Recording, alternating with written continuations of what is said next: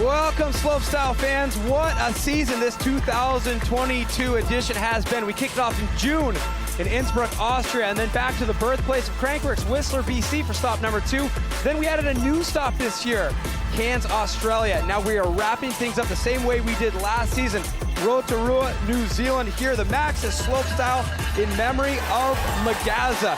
Thinking back just a short month ago, what a triumphant moment when Nicholi Rogatkin, all the pressure on in run number 2, stomped the Cashew Whip at the bottom, returned to the top step of the podium for the first time since 2018. I'll tell you one thing, when Nicholi Rogatkin wins, we all win. The energy at that venue was so incredible. I still have goosebumps. A month later, Nicholi is back, looking to carry that momentum into today's competition. But think about Fedko just a month ago. He almost won the competition. He's had a second, and a fourth so far this year. He's currently leading the Crankworx FMBA Slopestyle World Championships. But Emil Johansson, we've been watching you all on the chat box on YouTube. You're wondering, is Emil competing today? I am so happy to announce he will be competing. He's been working so hard the past month to get ready. We checked in with Dr. Ewan Spirits, our Crankworx doctor. He explained that, yes, Emil Johansson had a concussion. He went through the concussion protocol and he rehabbed very, very diligently for the last month. He is back in action, cleared our concussion protocol, and will be competing today. And I'll tell you one thing, for those of you who haven't been following him on social media, he definitely has been a little bit quiet, but on the slopestyle course during practice, he has been very, very loud, looking like classic Emil Johansson. So we're so stoked to have him back. There's no place I'd rather be right now than in the booth, and Alan Cook is going to be hanging out with me up here. We're looking forward to the 14 best riders in the world in slopestyle dropping in on this course. What do you think? What do you think back there? Some steam's building up. We've had some crazy weather. It's on now. Absolutely, Cam. I mean, as diverse as this competition has been with all the delays and the lack of practice, it's really built the pressure up. It's been in a pressure cooker. And this course is ready to explode. These riders are ready, the fans are ready. It's gonna be exciting. And somebody who knows about pressure is Emil Johansson. He has dealt with so much in his career. He's a young guy, but he's come back countless times. He didn't even talk about it very much, but when he won Joyride this year, it was just 4 weeks since he broke a bone in his hand, had metal put in there. He kept it quiet. He came in and got loud on the course. So we see those shots on screen right there of some of the preliminary practice from Emil Johansson. But let's check in with our Crankworx doctor right now. Ewan, how has the last month been going for Emil, and how was he able to bounce back so fast, ready for this competition? Well, Cam, it's a really well-governed recovery process we have here at Crankworx, and Cam, unfortunately, Emil had a bit of an accident in Cairns as well, and at that point we put him on our recovery protocol. He is kept really strictly monitored. I run through things with him, and as long as he's progressing well, which he did, and he follows everything really well, I'm confident he's absolutely okay to be here today and be back in the running for the Triple Crown. Thanks so much, Ewan. We appreciate everything you do, getting our athletes back in tip-top shape. Thanks, Cam. So it's amazing what we know about concussions right now. Thankfully, we're able to make sure that we're looking out for the best in our athletes. Just think back, a year ago, we were here last November to finish off the Crankworx World Tour, and this man had an opportunity to do the unthinkable. The Triple Crown hadn't been won since Nicholi Rogatkin did it in 2018, and in this run with all the pressure on, Emil Johansson absolutely stomped it. Take a look at how he finished this run, Alan. Yeah, unbelievably smooth. Really what we've learned to expect out of Emil.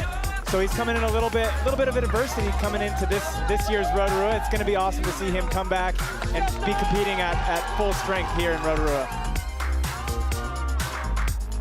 So this is one of our favorite courses on the World Tour. We've been here since 2015, meaning this is our 8th time here, but a little bit different scene this year. We've had a virtually unchanged course for those 7 years, and now Tom Hay and the crew at Elevate Trail Building decided to get creative and change the features up a bit. It's looking pretty rad. We're seeing some features that have opportunities for thinking outside the box. What do you think of it?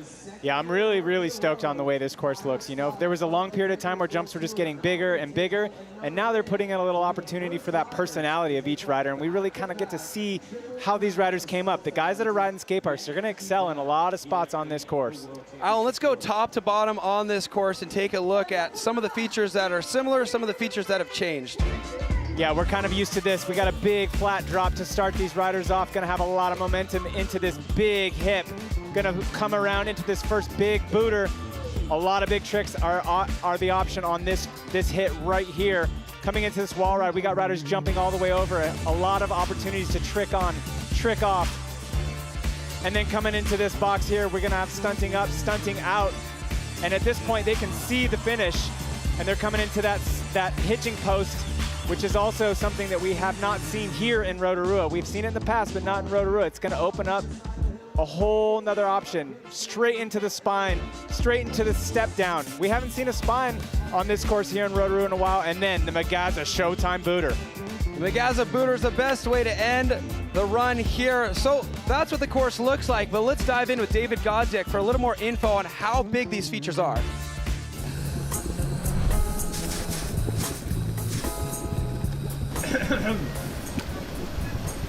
Oh shoot, sorry, I didn't see you there. These geothermic waters and mud were once used by Maori warriors to heal their battle-scared bodies. Now people use these pools to ease the inflammations, general ache and pains, and it's good for the skin. But that's enough R&R for today. Let's see what the build crew has been up to here in Rotorua. 9 features, 11 opportunities for tricks, and a whole lot of uniqueness. This is the revitalized Crankworx Rotorua Slopestyle course.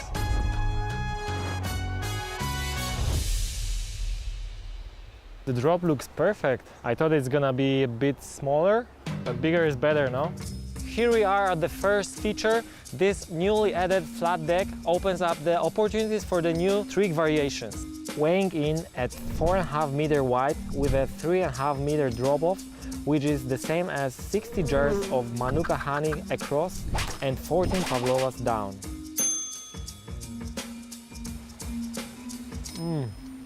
It's much better than Vegemite, huh? Sorry, Fedko.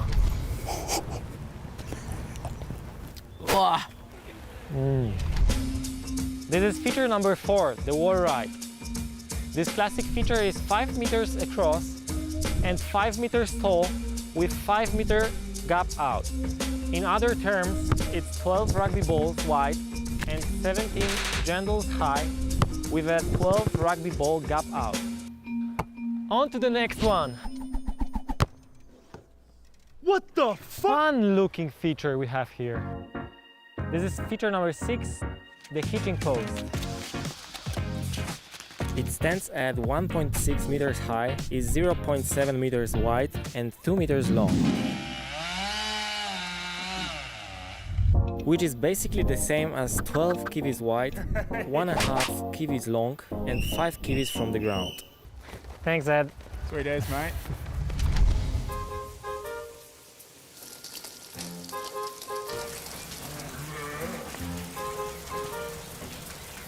Here in New Zealand, there's roughly 5 sheep per person, making it the highest ratio of sheep to humans in this world.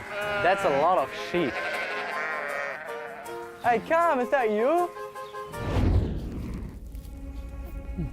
Here in NZ, they also happen to film a somewhat well-known movie trilogy.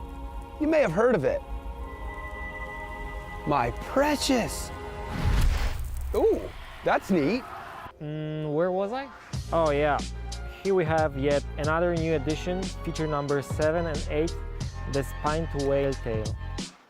This feature is 5.5 sheet long with a spine that's 1.5 gunpowder tall, which lifts the whale tail, with a drop of about 3 hobbits, which in more methodical terms is 7 meters long, a spine that's 2.4 meters high with a 3 meters drop-off. Jokes aside, there is only one way to end a run here in Rotorua, and that's to send it on the Magaza money booter. Here we go. Get it. Oh my gosh! The 360 windshield wiper, and the crowd goes insane.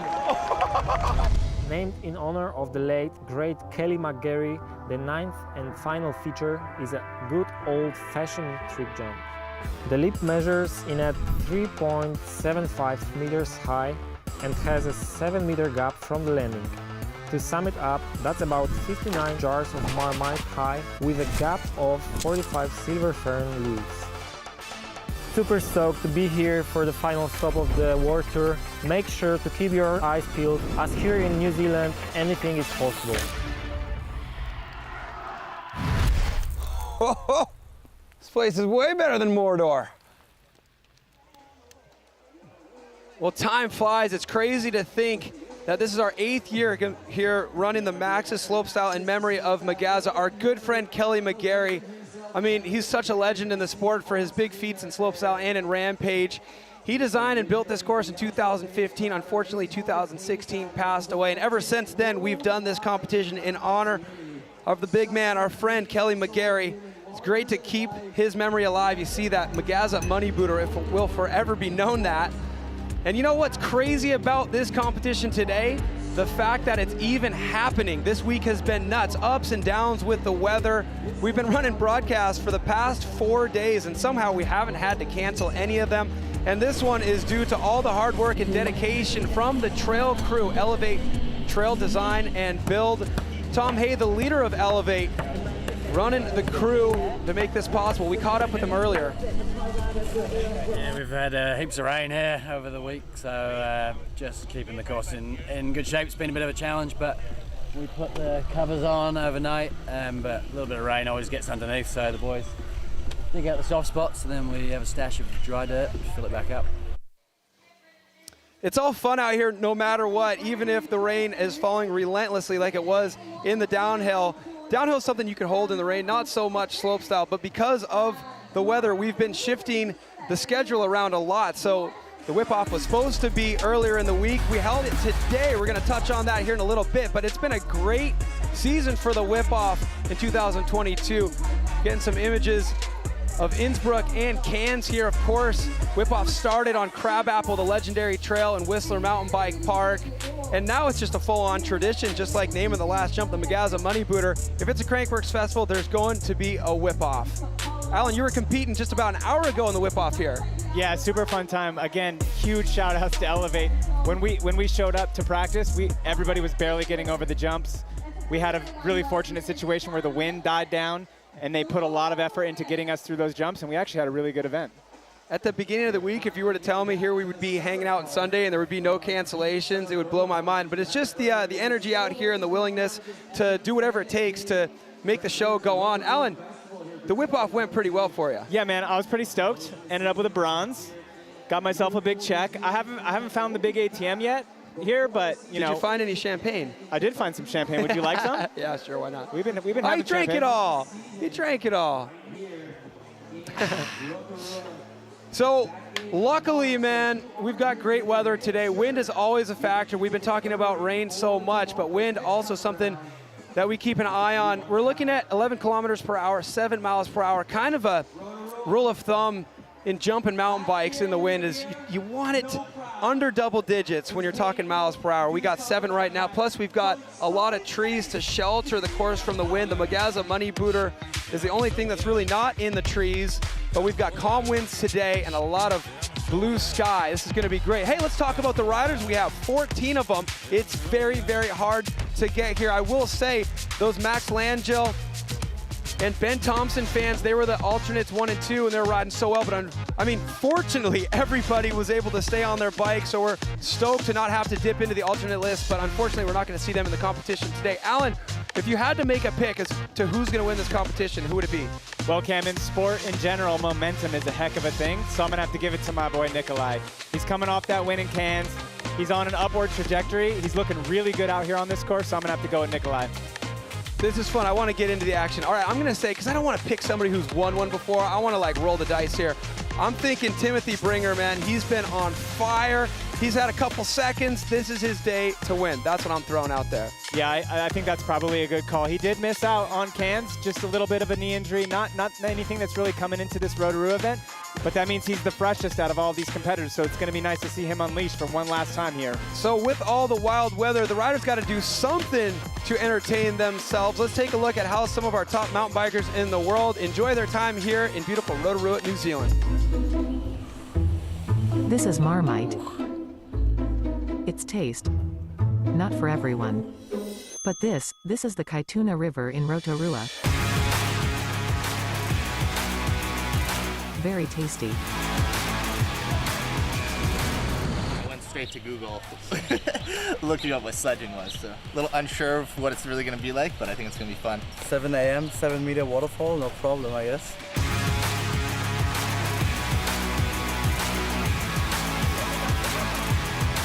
I'm a little nervous for the bigger waterfall coming up, as those ones were pretty decent.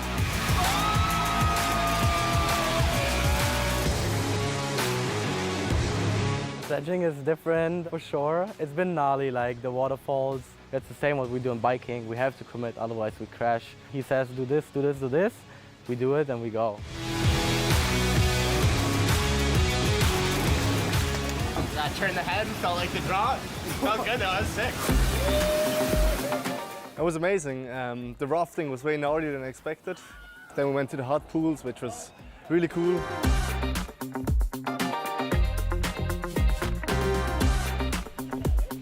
Yeah, I'm pretty sure this is my first mud bath. Yeah, it feels smooth. It's nice.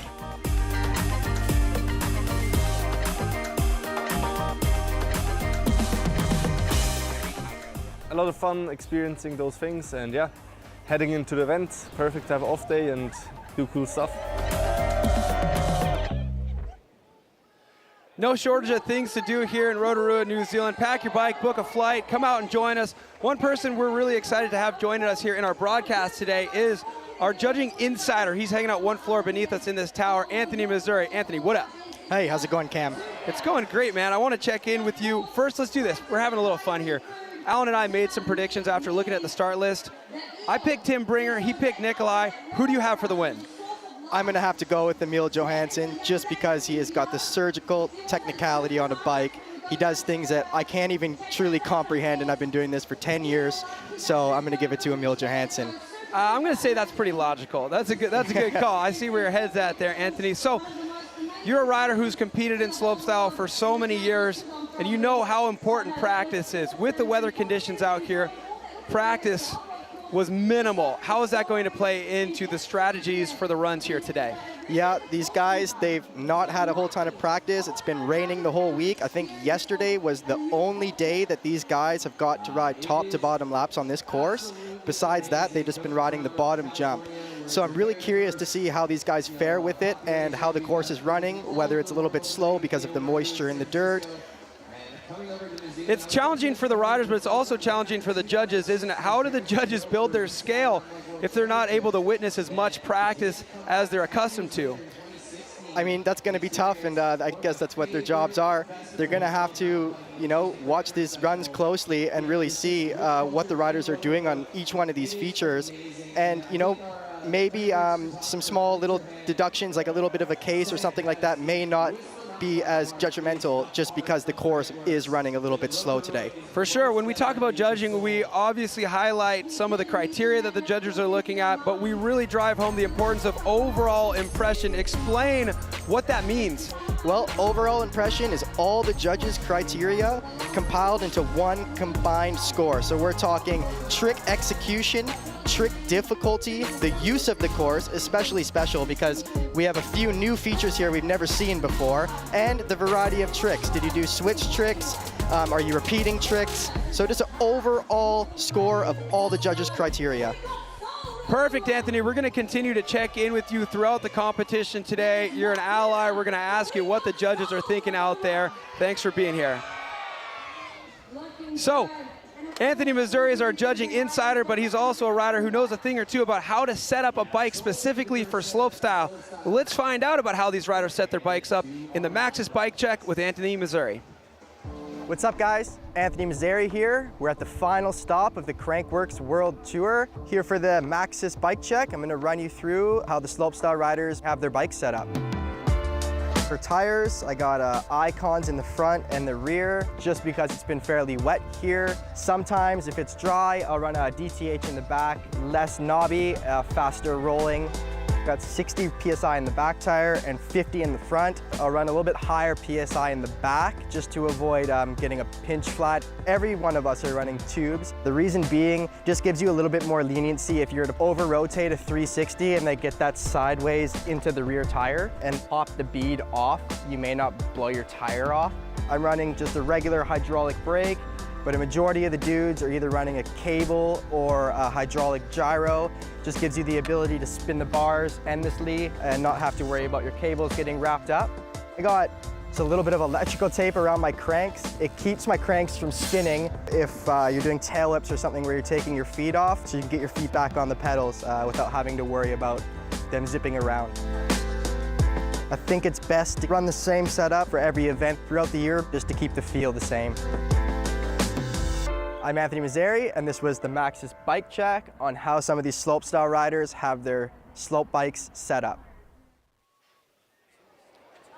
That's the way to do it right there. The really interesting thing is those gyros. You see the riders who are done competing in slopestyle, they just go for those regular cables, but when you're packing in bar spins and tail whips, it's all about the gyro. I'm taking a look at the chat box right now on the Red Bull Bike YouTube channel, and speaking about bar spins and tail whips, we see that at Rampage now as well, and one of the riders out there, the Wrestling Rewind, one of the viewers out there, is saying, this delay is allowing me to catch up on the Rampage broadcast, but guess what?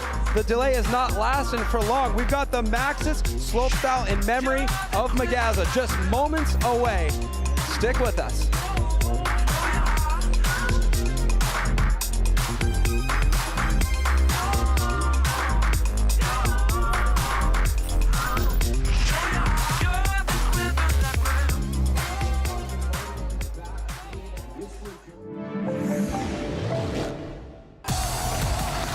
Pump up your tires for the bike content on Red Bull TV.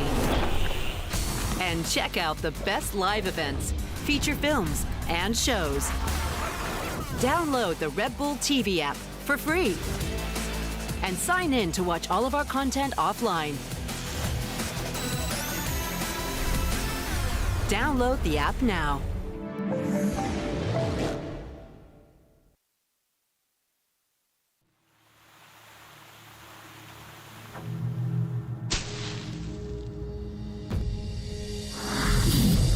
Thank you, Slopestyle, for a year of records being broken. Emil Johansson makes it 8 wins in a row. For all the surprises. For a Crankworx World Tour for the ages. The big gap, can he land it? Yeah! Since the very beginning, the exhilarating firsts, the compelling heroes. From the cold mountains of BC to the hot summer days of the Southern Hemisphere. Does it get any better than this? Set aside the technicalities, rotation speed, air time, trick combos, and let's just go back to the day when the dream awakened, when the airbag became the money booter, with everything at stake, all hanging on one bar spin, one tail whip, one flip, one perfect landing. Yes, sir. The boys in their backyards are now the men down under. Thank you, Slopestyle. It all comes down to this. Only the best of the best. Are you kidding me?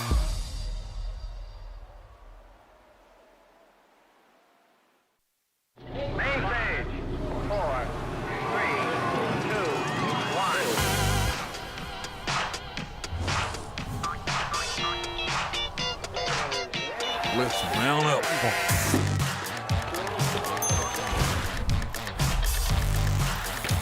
Oh, come on!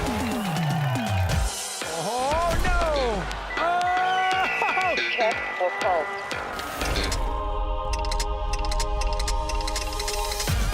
You have got to be kidding me! Come on!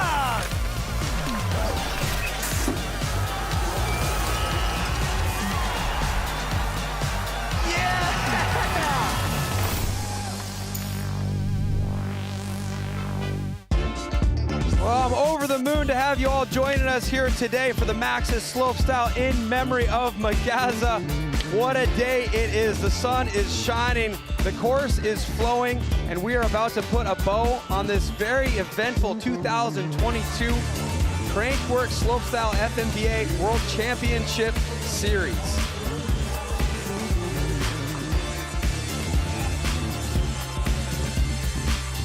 Last event, Max Fredriksson returned to the podium. He'd been absent from that podium since his third place in 2016. A long wait, but all the hard work and dedication paid off.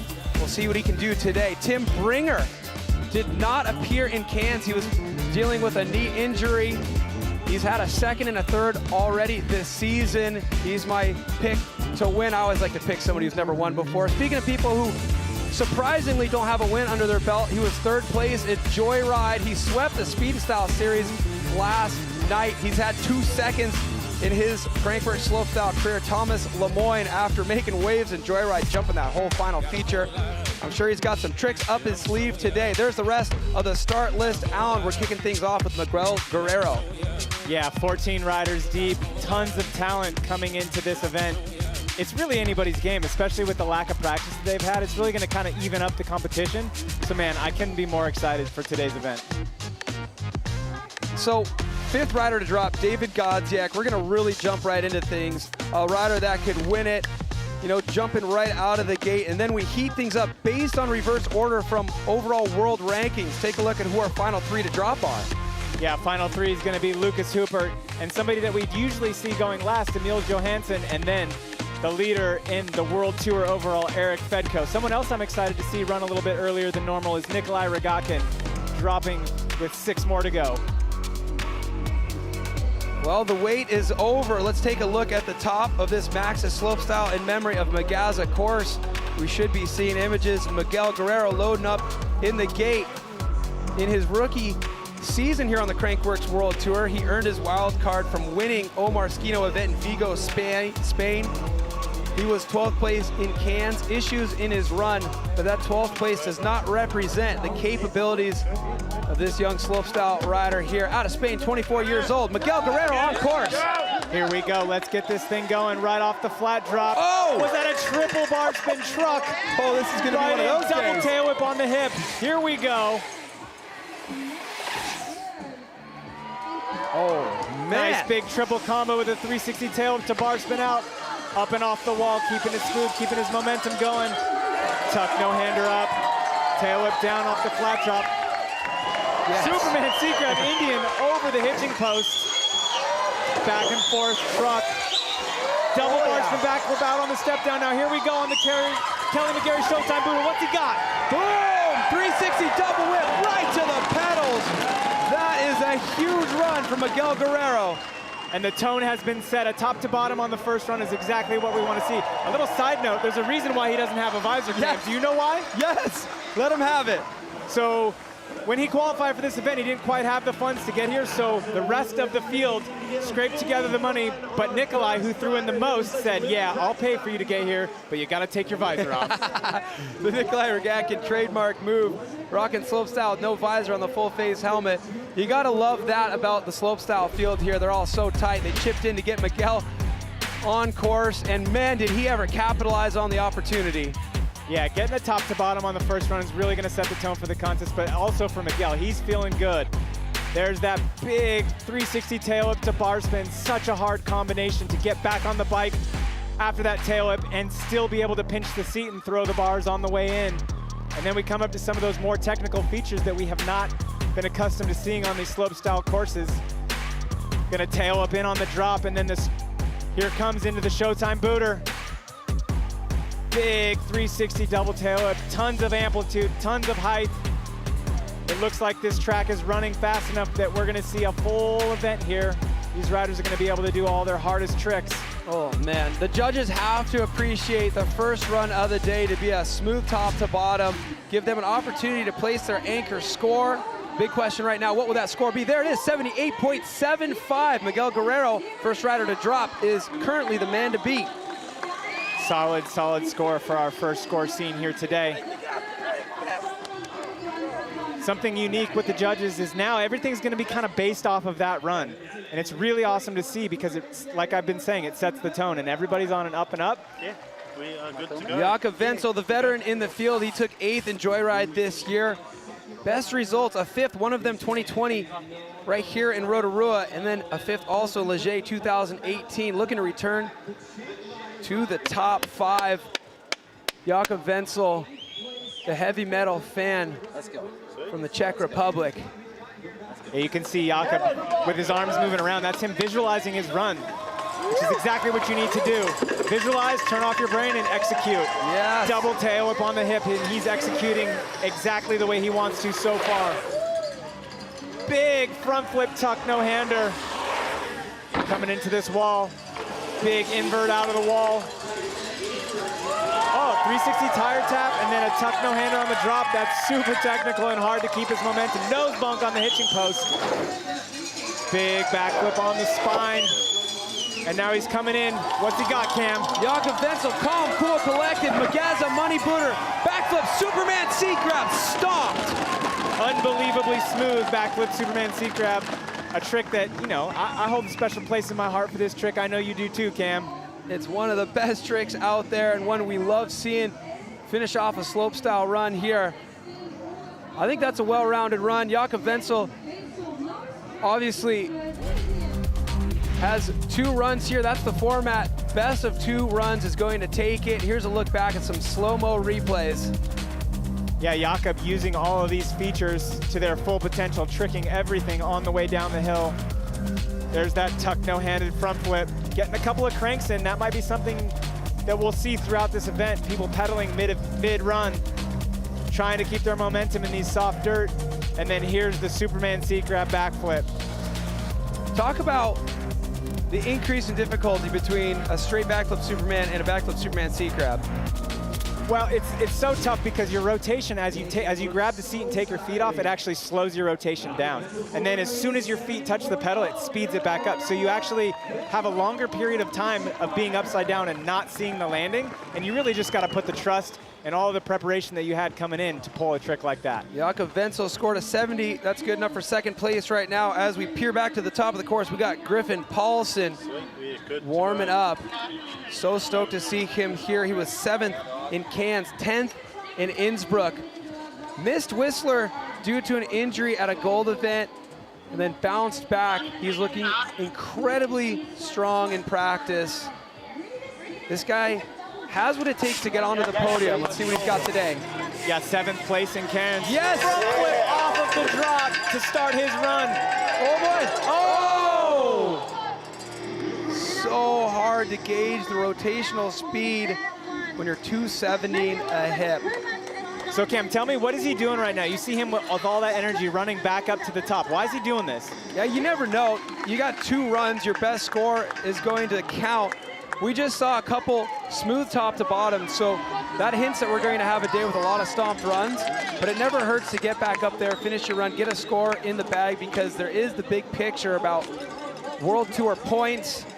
You want to stay on tour. That's objective number 1. Only 14 people make it into these Crankworx slopestyle competitions. We have a replay right there. We see him just carve too hard off of the lip in that 270 tail, but he's going to finish this run.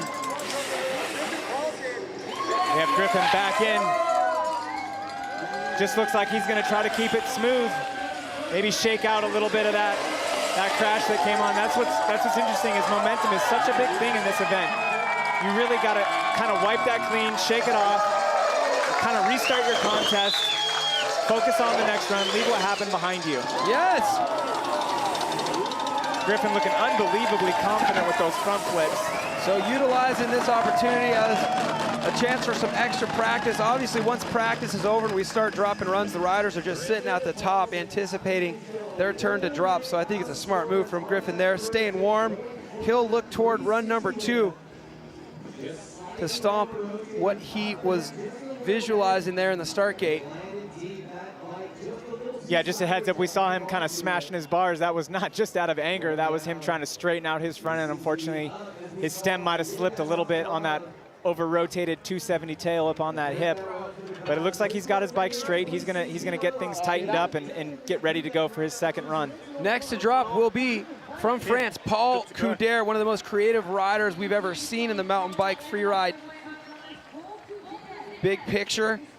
His best Crankworx slopestyle result was 4th in Innsbruck 2019. He's got a 7th from Joyride this season, a 9th from Innsbruck. He's on course. Yes. Nice backflip straight drop.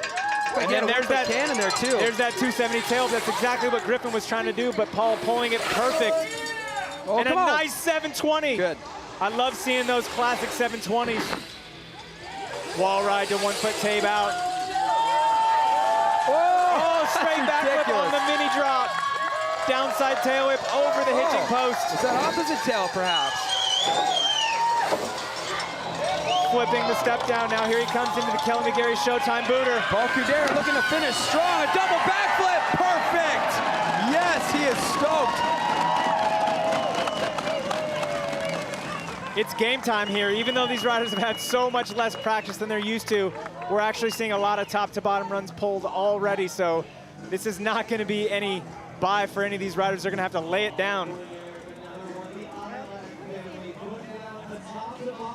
Absolutely nobody checking up because of course conditions or lack of practice. It's on here in Rotorua. I love the speed into the last jump, but I really want to talk about the 2 flat drop flips in this run. He had a variation on feature number 1, the flat drop backflip, 1-footed can-can. This 720, I thought he was going to get a little bit too stood up.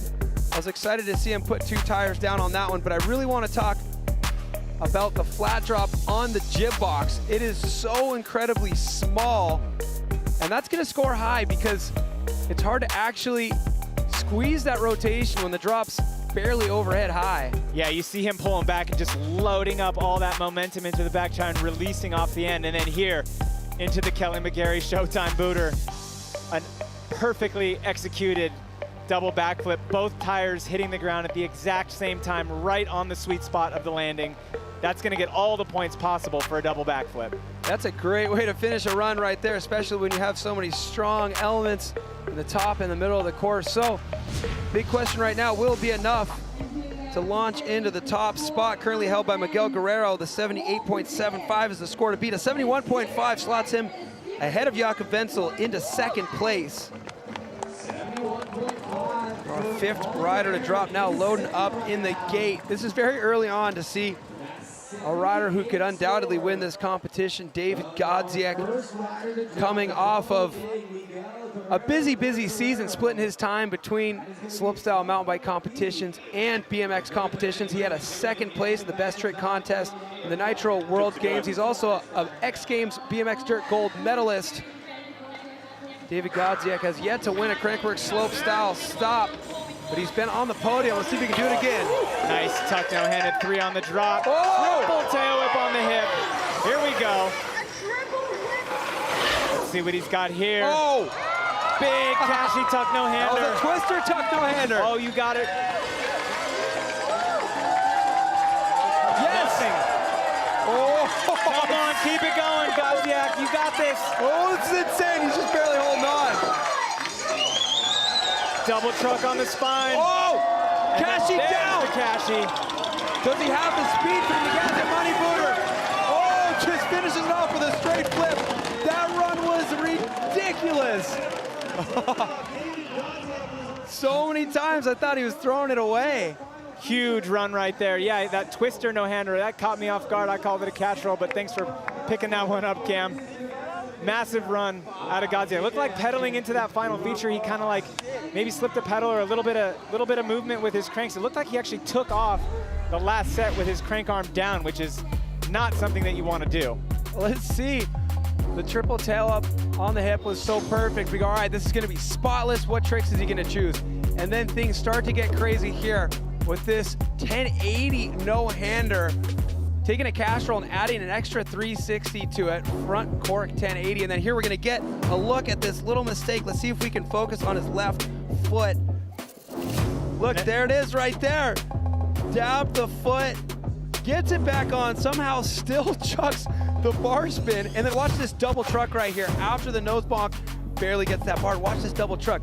I think he fumbled the hands here too a little bit. Nah, it's pretty good. Yeah, pretty tight there coming in. And then there's that cash roll, but watch his feet right here. He's pedaling, trying to get some speed. He missed it just there. You can see his foot kind of hanging off the pedal. So we know he's got more in the tank. I love how engaged all these people watching and on the messenger there on YouTube calling me out for my mistakes. That was a 450 earlier in the run.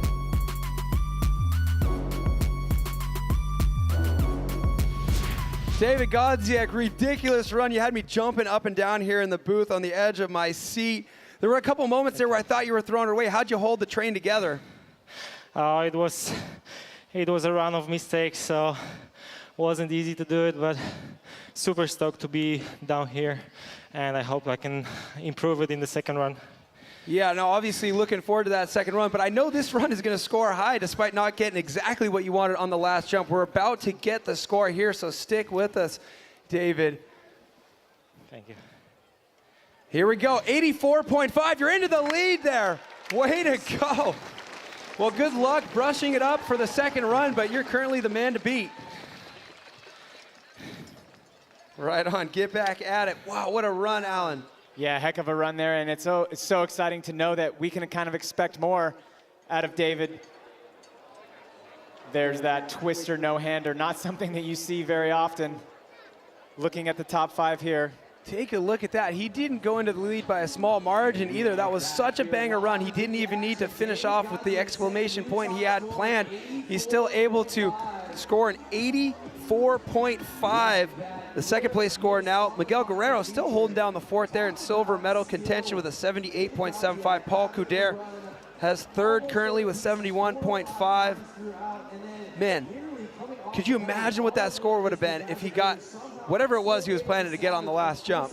Yeah, whatever he had planned on the last jump, you know it was going to be huge, as well as cleaning up all those things. But that score is so high because he was able to do a trick on every single feature, up, down, and out. Torquato Testa, he loves Rotorua, New Zealand. His best Crankworx result came right here on this course in 2017. It was one step off the top of the podium in second place. 2022, he's got an 8th in Innsbruck. He's on course now. Oh! Yes, no! Unfortunately, just slightly under-rotating the spin of that. And when he landed, his tires caught traction and whipped him right around. Just a little safe slide out. We'll definitely be seeing Torquato back for that second run. Be interesting to see, is he going back up to the top, or is he going to try to finish this one out? Oh, he's out of the tape there. Man, we've seen Torquato with issues in the past. He had issues just at the final stop here, and we see him go for it again in run number 2. So the big question is he going to go for this overspin 720, the 810-degree rotation in run number 2? He had a big tire blowout in practice. He posted that on his Instagram, so I'm not sure if he has stomped that yet in practice, but that's surely going to score high if he stomps it. Yeah, you could see him there just coming in a little bit under-rotated on the spin. The flip portion of that spin was absolutely perfect, coming in front tire. A little more rotation and he'll have that, no problem. Well, this man returned to the podium at the last stop in Cairns. He hadn't been on it since 2016. Let's see if he can carry that momentum. Wow, incredibly technical first trick there. Nollie, 360 invert. Let's see what he's got coming through on jump 1. Double bar spin backflip to tuck no-hander. Up on the wall, tuck no-hander out.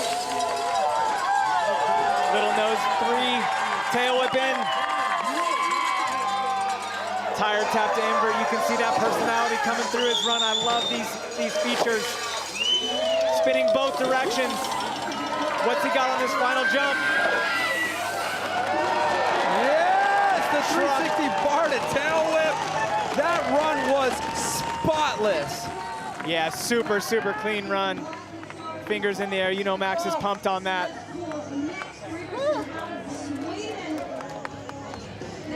You see him patting his heart. There's a lot of pressure for these riders up here, especially, you know, there's just that extra element of unknown.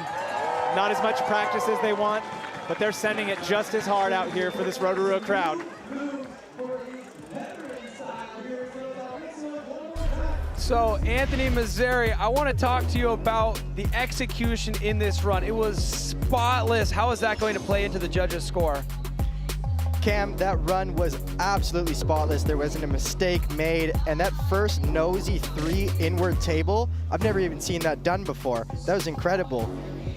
So tech, thank you, Anthony. This is a guy who spends so much attention to detail when he's training. He trains a lot indoors because he's from Sweden, and I've hung out with him riding those indoor facilities before, and I've watched him try 50 times to get a clip absolutely perfect. He'll land a trick 3 or 4 times, but he'll keep going until there is not a spot of slop on the shot. And this run was a product of that type of training. Yeah, we see him coming in here to the final jump. 360 bar spin, catches the bars and then kicks the bike all the way around. And watch how he comes in, where he lands. Absolutely perfection.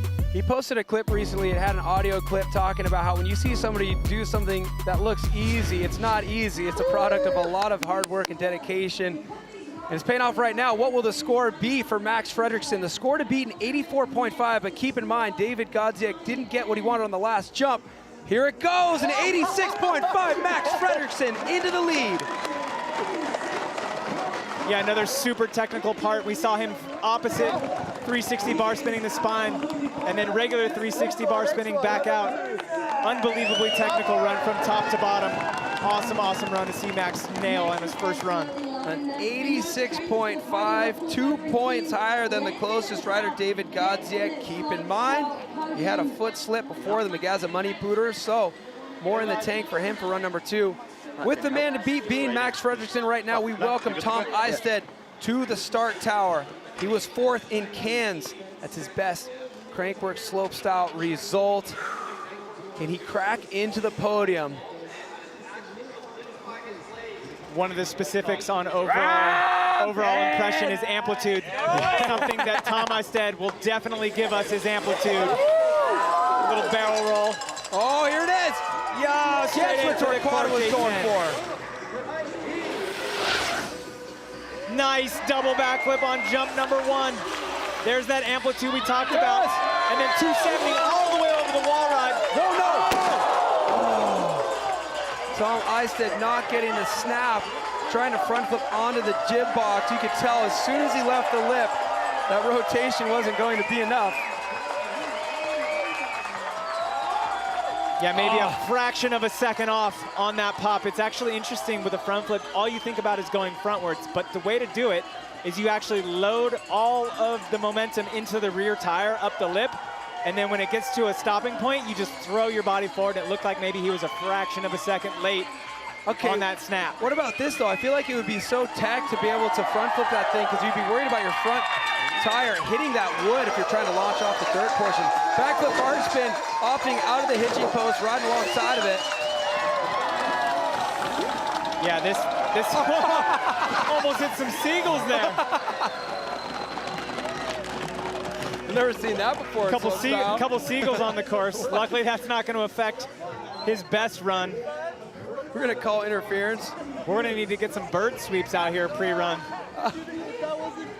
Listen. I would have been mad, but now it was funny. Even though he had that mistake on the front flip, he's healthy and he's ready to go.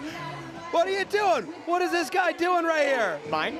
No, not him. I know what he's doing. On the rolling. Got the one to the one. Oh, man. That's the first one. If only John Woo was here with his slow-mo cam. It's just going to be 39 for Tom Isted. But let's take a look at what happened in this run. I mean, he did stomp that 810 on the hip that we saw Torquato struggling with. He was so smooth on this double backflip. And I love the idea of not touching the wall ride here. Tom Isted is somebody that loves to avoid the other features. Yeah, there was no snap. What do you think, a little bit late? Yeah, he was just a little bit late on that snap. You could see as soon as he got in the air, he could tell. You saw him see his head turn right there. That's when he knew he was coming in a little bit under-rotated. Oh, it's got to be an impact, too. Yeah, a bit of an impact, for sure. Luckily, it's a bit of a step up, so he's not quite falling from his high. But then he picks up right where he left off. Big tuck no-hander, and then down the step down.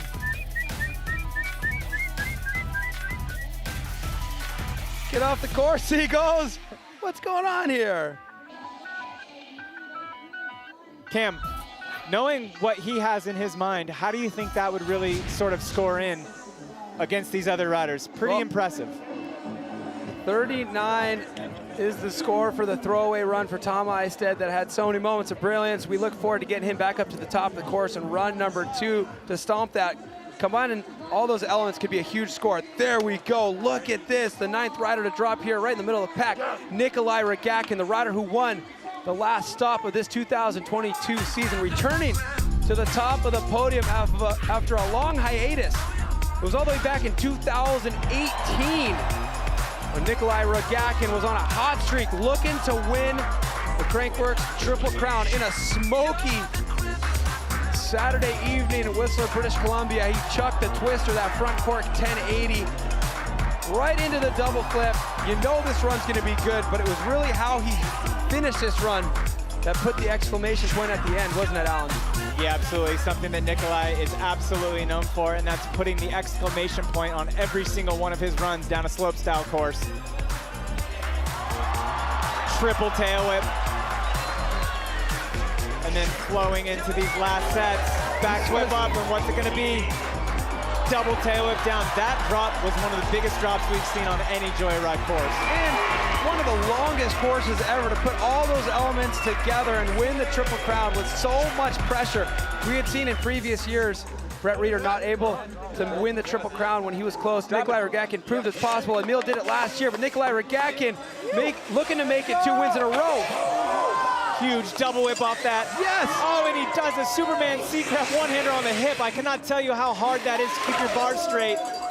Yeah. And we got a perfect twister. Ladies and gentlemen, if you're sitting, you need to stand, because this is gonna get exciting. Tail whip up, bar spin down. Tuck no-hander around the hitching post, eyes on the prize. Nice floaty flip. Flipping down the step down, a little bit of a case, so he's gonna have to really fight for speed here, coming with the Showtime booter. Yes, Nicholi struggling for speed, still goes for the casserole X up to ground chuck. I know that was an improvisational move there. He landed it absolutely perfect. That's going to be a really solid score, but you know he wanted just a little bit more. Yeah, I think on that flip going up there, the little fun box there was a drop in. I think he had something else planned. We saw him doing some other stuff in practice. So it looked like he maybe went a little bit long, and that's where the struggle for speed really started. Well, I can guarantee you right now that Nicholi Rogatkin is going to have a respectable result from this competition. How hard is that, Alan? That is absolutely unbelievable. To do a trick like that where you only have one part of your body on the bike while turning around a hip is not something that we see very often.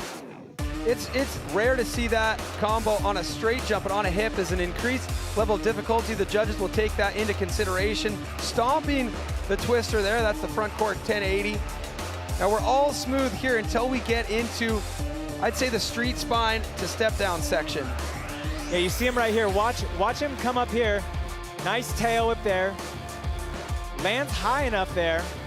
Has to take a crank. Bar spin out. And then nice, big, lofty flip on that street spine. It looked like maybe he got a little bit off. He missed his pump. That's what it was. I think he landed a little bit low on that street spine. Had to settle for the straight flip on the step down. And then the improvisational move here. Wow, he got it, legit. He got the casserole X up in the ground chuck where he reaches back and grabs the rear end of the seat. Such a stylish move in the middle of a technical rotation trick.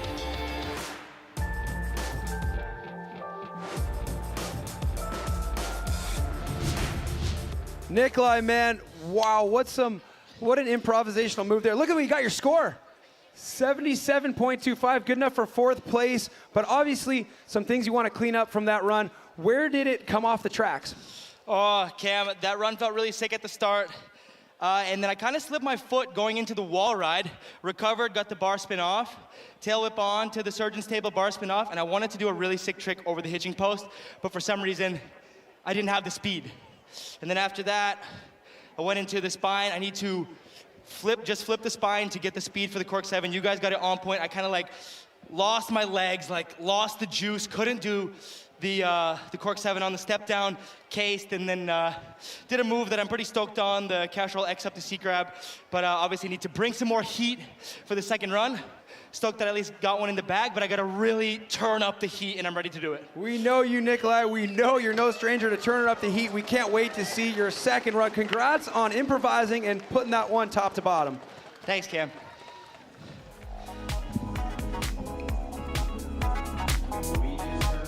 So, Crankworx World Tour, so much fun out here, but if you aren't able to join us and pick up merch in person, go to store.crankworx.com. We got casual apparel, ride wear.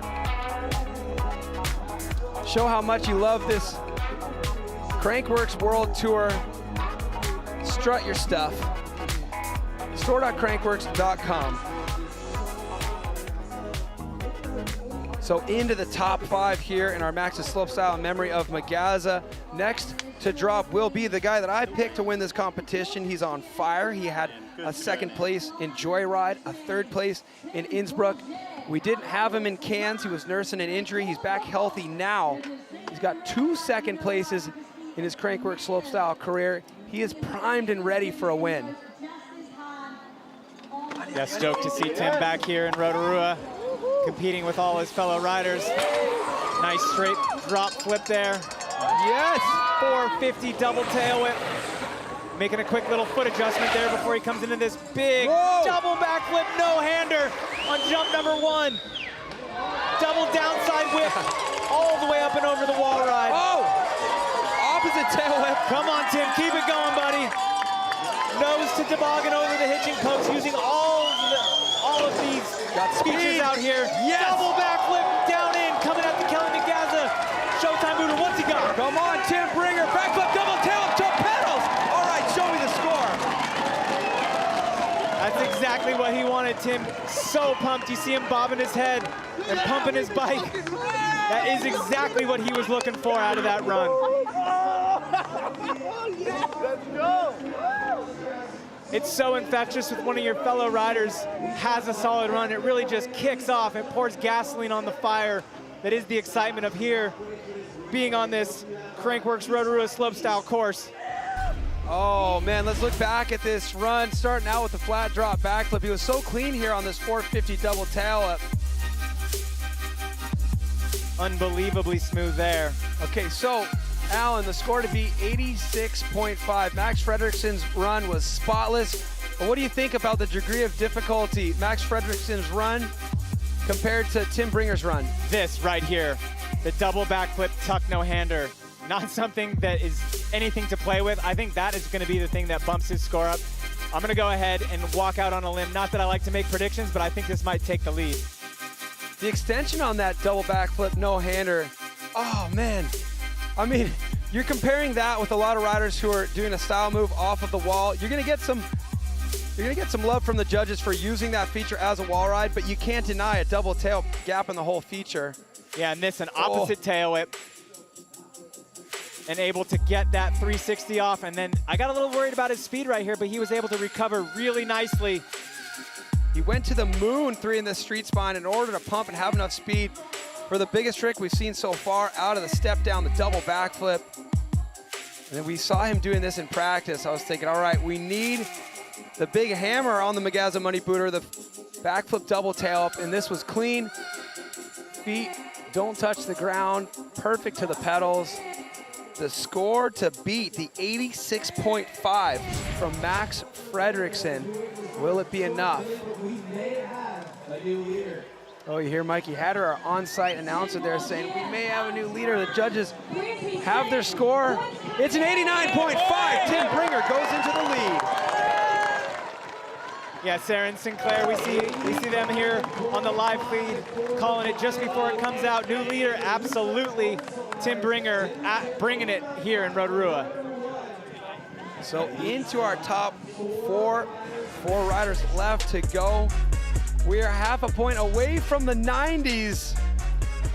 We've got Tomas Lemoine, Lucas Huppert, Emil Johansson, and Erik Fedko left to drop.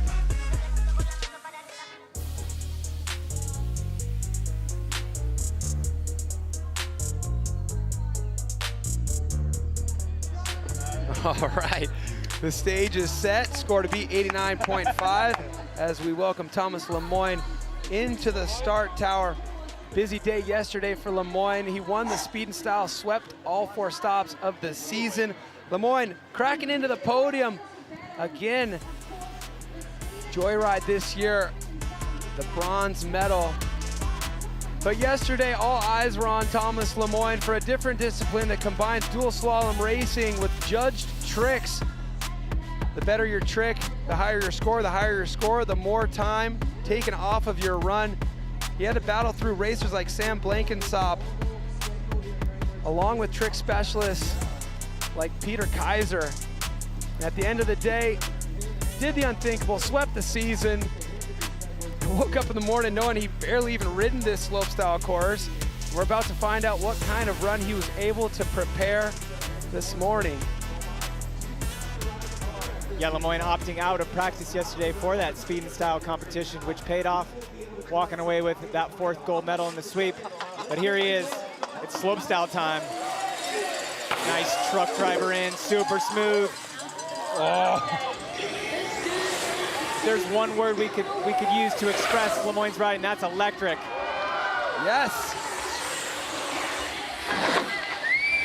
Wall ride, tuck no hander on there. Manual up and over to bar spin off. Oh, nose bonk to tuck no hander. 360 nose bonk on the spine. Oh, come on, pull. Nice big front flip. Just a hair under rotated there. Oh, I'm so glad he slid out smooth from that. Right off the lip, you could tell he wasn't going to have enough rotation. Sometimes when you're coming up the lip for a front flip, if you have a lot of speed, there's a lot of G-force, and it's easier to launch into that forward rotation. But if you're coming in a little slow, you have to give it a little bit more snap from the legs. I think he snapped the same amount he normally would have if he had a little bit more speed. Yeah, super technical move to front flip that small transition. It's only about knee high coming into that step down. You do have that drop. I believe it's about a 3 or 4 meter drop, so that's gonna extend the time he's in the air. But being able to pop off that small lip might be where he ran into trouble. I like this. Watch this dump. Ooh. Yeah, so much style, so much steez coming out of Lemoine, coming into jump number 1. What did he have? Nice big cork 360 double tail whip. Absolutely laid out. Right to the pedals. Let's see if he takes a pedal at all in this run. That's something that Lemoine is known for. He's so efficient. His bike skills generate so much speed. He usually doesn't have to take any pedals between features. Wall ride to tuck no hander. That wall ride is his opposite direction, so being able to manage that and get that tuck no hander off. The nose bonk 3 on the spine. Now that's gonna have a little bit less speed than some of the other riders. They're airing it out. And then you can see him going for that front flip. It just kind of fizzled out midway, and I think he missed his pop just a hair coming off that small lip. It's so blind too. He was opened up. It's almost like he thought he had too much rotation. He opened up to slow it down. But that's where you need a spotter standing next to you going, pull, pull, pull. Yeah, just misjudged it slightly. It's a long way down off that step down. So Tomas Lemoine has another run to try to improve that 45.25 and get his dream run that he's had minimal time to prepare since he's been splitting his time between speed and style and slope style. But look at this, the youngster out of Switzerland, Lucas Huppert, so incredibly consistent. 3rd in the world right now. He's at 2 5ths and a 6th so far this season. Here we go. Currently 3rd in the world champ standings. Oh, come on. Big double downside tail whip. Getting some pedals in, keeping his momentum going. Front flip, double bar. Uses the wall ride, bar spin out. Truck driver in. So far he's managed to trick every single feature along the way down. Yeah, double tail whip on the step down. Now here we go. Lucas Huppert, clean on the cork 7 to the moon. Oh, there is some absolute gems in this run. We're gonna break it down in the replays and explain how well balanced it really was.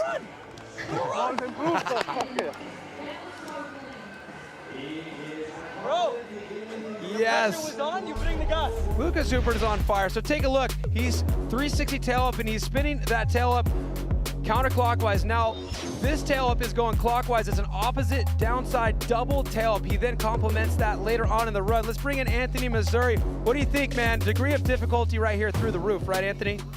Absolutely through the roof. That 3 whip on the drop to switch double downside whip on the hip. And then this fronty double bar spin, fan style double bar spin too at that. That was an awesome run. Very little mistakes. No mistakes, sorry. Everything straight to pedals. Cork 7 at the end. The double whip on the step down, too. I mean, that was an incredible run from Huppie. He got the tail whips both ways. That's something the judges are looking for. I can't wait to see what they're going to score him. I agree. Thanks so much, Anthony. I mean, to the untrained eye, you say, all right, well, we've got double tail whips twice in this run, but for two different reasons, that's not a repeat trick. The first one we saw was on a hip. It was the opposite one. And then the second one we saw was on a step down. It was regular. And then there we go. How about the hammer to end with? Perfect. Cork 720. Actually, yeah. I thought for a second he was under-rotating it, but he actually stomped it clean. Yeah, that's going to be interesting to see. So the score to beat right now, that 89.5 held by Tim Bringer. What are the judges going to do with this? 82.5, good enough for fourth place right there. If he's able to hold on to that position, that would be his best slopestyle result here on the Crankworx World Tour. He continues to climb the ladder, but we have two more riders to go, the top two ranked riders in the Crankworx FMBA Slopestyle World Championship Series. Emil Johansson will be next. All right, we got to look at the chat right now and see where our Emil Johansson fans are. This is the run to beat right here from Tim Bringer. Yeah, super clean from top to bottom for Tim, and there was that double backflip tuck no-hander. And then another huge moment coming up right here as Tim fights for speed. Big 3M pumps this transition for everything he's got, and somehow manages a double backflip on the step down in to a perfectly executed double backflip, tail whip. And that's going to be your score to beat so far in this competition. That score is an 89.5, just a half a point out of the 90s. This man right here doesn't spend too much time out of the 90 when it comes to the score range. Emil Johansson. The streak broken just last event of 8 in a row. He's right there, biting at the heels of the GOAT in slopestyle, Brandon Semenek, who has 11 career wins spread out across such a long career. Obviously, we had less events in Crankworx back then, but Emil Johansson, the youngster, just 3 wins away from tying that record there. Brett Reeder with 7, Nicholi Rogatkin with 6. Emil Johansson already in the history books for the sport of slopestyle. We've seen him come back through so much adversity. Let's see if we can see that again here. Emil Johansson on course. Oh! Little nollie 360. Somehow able to keep that front end down. Come on, Emil, you got this, buddy. Whoa! 360 bar spin to double down whip. Downside tail whip off the wall. That's not something we've seen yet. Suicide up. 3 out. Nose to invert, so far he's tricked every single feature. Big toboggan, nosedive 360. Bar to bar back oppo 3. And here we go. Oh, 360 triple whip! No way! Triple tail whip. Oh, come on, he continues to surprise us. The man who spent the last month rehabbing, where did he find the time to pull a trick that we haven't seen him do in competition?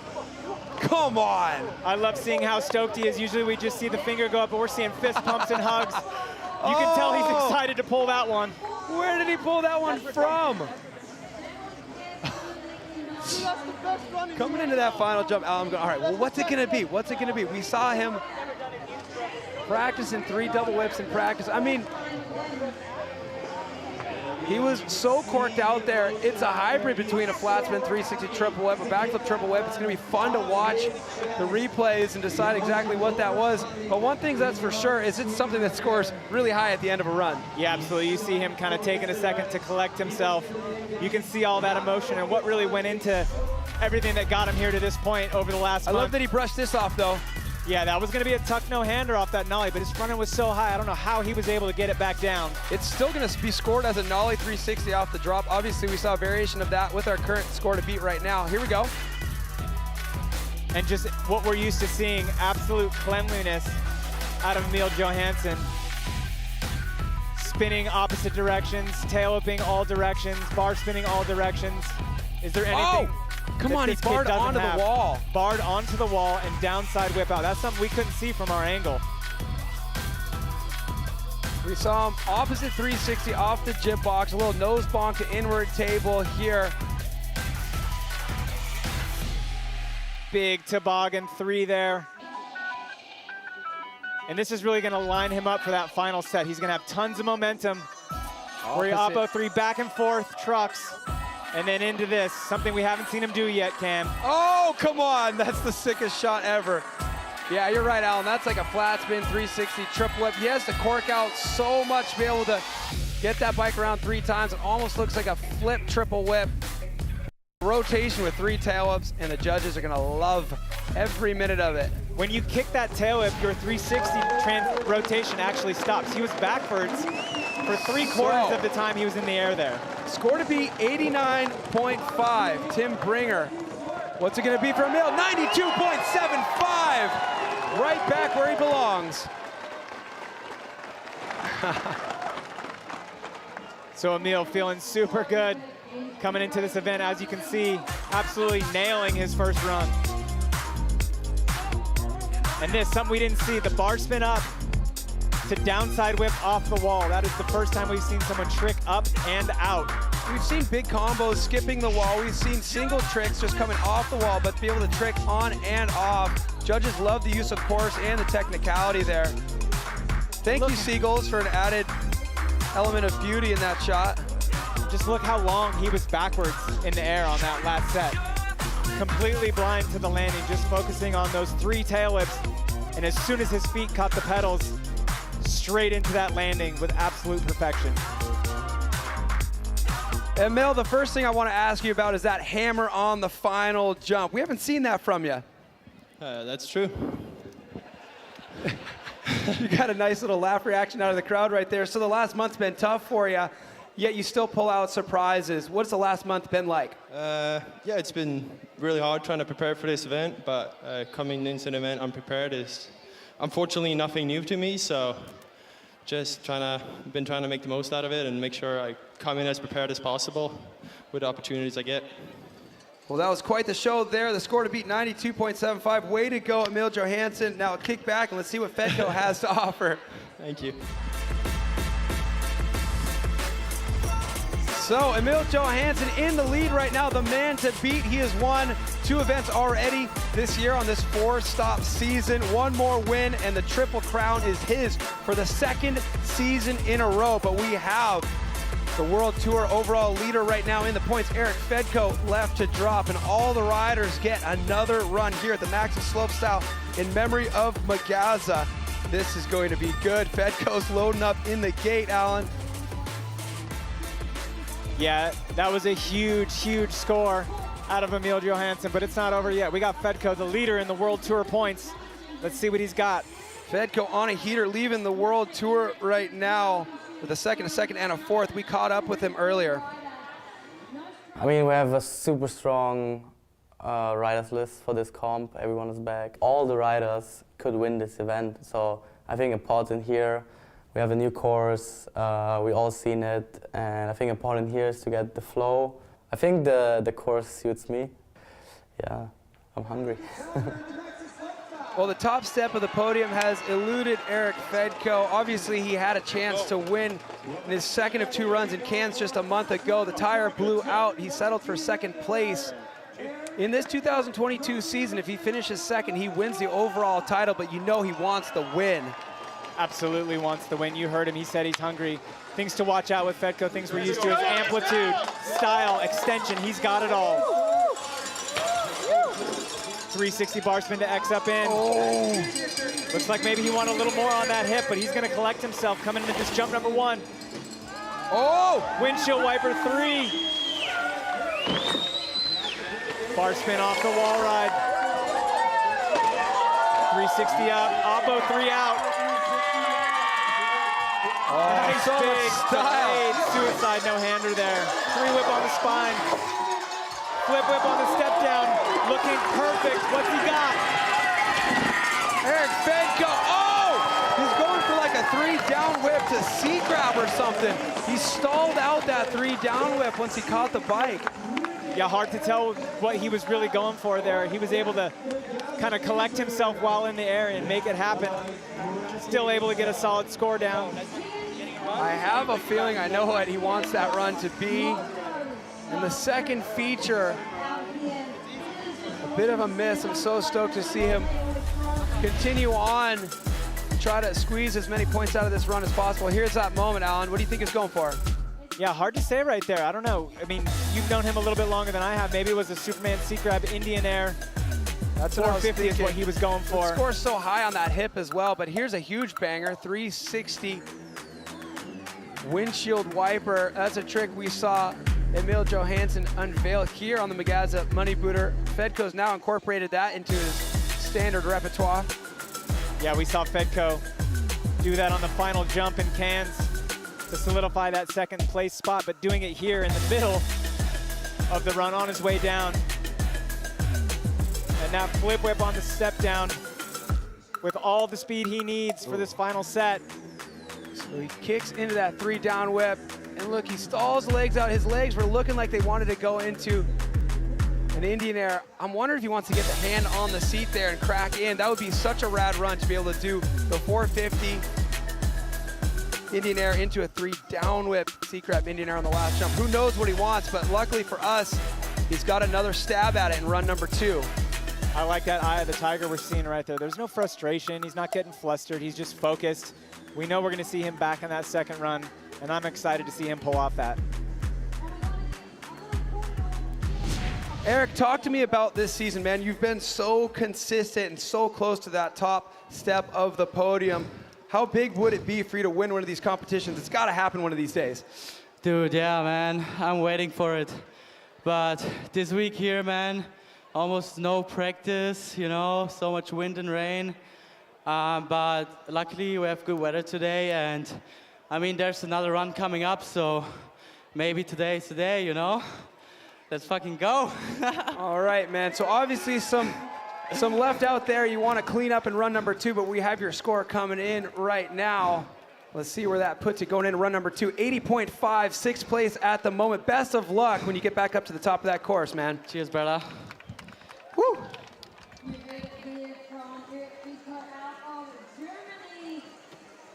Not a shabby first half of competition here, Alan. A lot of riders out there stomping their runs, but I'd say half the field leaving a little bit out there, which hints at a really exciting run number 2 here in the Maxxis Slopestyle in memory of Magaza. Here's what our current standings look like after run 1. Yeah, Emil Johansson up there on the top, so they're going to re-rack, and he's going to be the last man to go. Will he get another celebratory free run, or is the rest of the field like Tim Bringer, Max Fredriksson, Nicholi Rogatkin, Erik Fedko? We know they have more on the table, so it's not a given.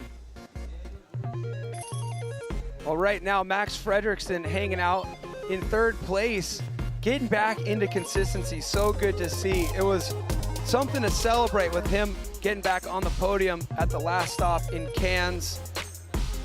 Well, one more run left to go here for the best 14 slopestyle mountain bike competitors in the world at stop number 4 of this eventful 2022 Crankworx Slopestyle World Championship Series. The man to beat back on top where he feels most comfortable, Emil Johansson. Second runs coming up after halftime. Don't go away.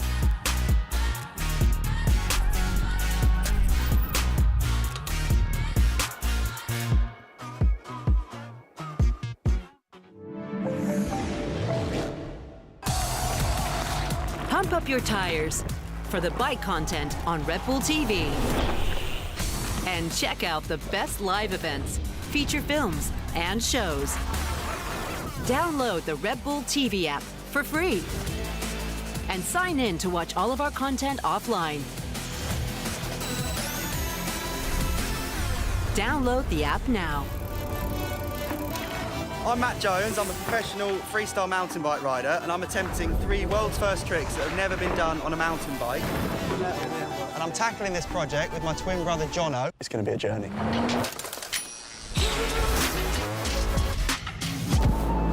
No points at all for that. Are you going to hit me if I stand here? No. Matt Jones, Design and Conquer. now available on Red Bull TV. If you want to get to the top,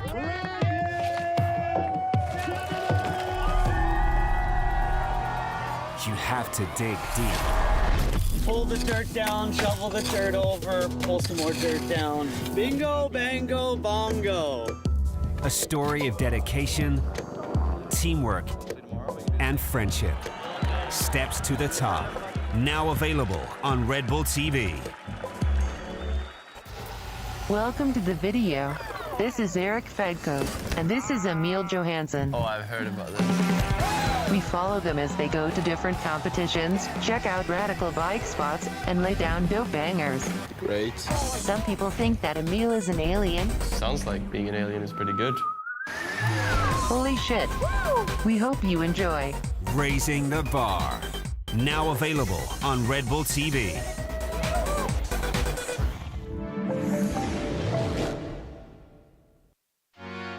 I think a series of fortunate events back in 2014 saw Crankworx Rotorua get announced for the first time. We were down here for the weekend from Vancouver, had a chance to experience the riding in the forest, was completely blown away, fell in love with the place immediately. Within a few weeks, months, we had an agreement in place to bring Crankworx to Rotorua, New Zealand for 2015. We had about 7 months to raise $1.6 million to build the team, to build the trails, and then to execute our very first event in March 2015.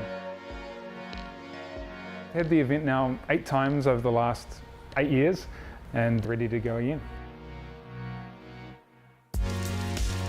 Rotorua is probably one of my favorite, not probably, is my favorite places in the world to ride a mountain bike. All the trails are so much fun. There's great flow trails, there's great technical trails, and there's something for everyone, and that's what I noticed. Every time I come back here, I discover something new, something even more fun than the previous time that I was here.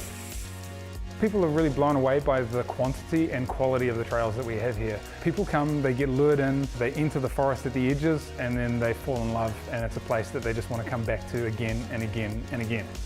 Look, this sort of epitomises New Zealand. Rotorua is the home for downhill, for mountain bike, but Rotorua is more than just cycle trails and redwoods. Whether you just want to relax in a hot pool and just soak up the experience, you can have the fine wine, you can have the great food, and then you can jump on your mountain bike. And that's what makes Crankworx so special. It's magic. We've got particularly special dirt here in Rotorua, which allows us to be the world's best all year round mountain biking destination. But the secret sauce is actually our people. When people come and experience Rotorua, they get to experience our people, our culture, our community, as well as our amazing riding, and that's what makes this place so damn special. We have a saying in New Zealand called "He tangata, he tangata, he tangata," and that is the people, the people, the people.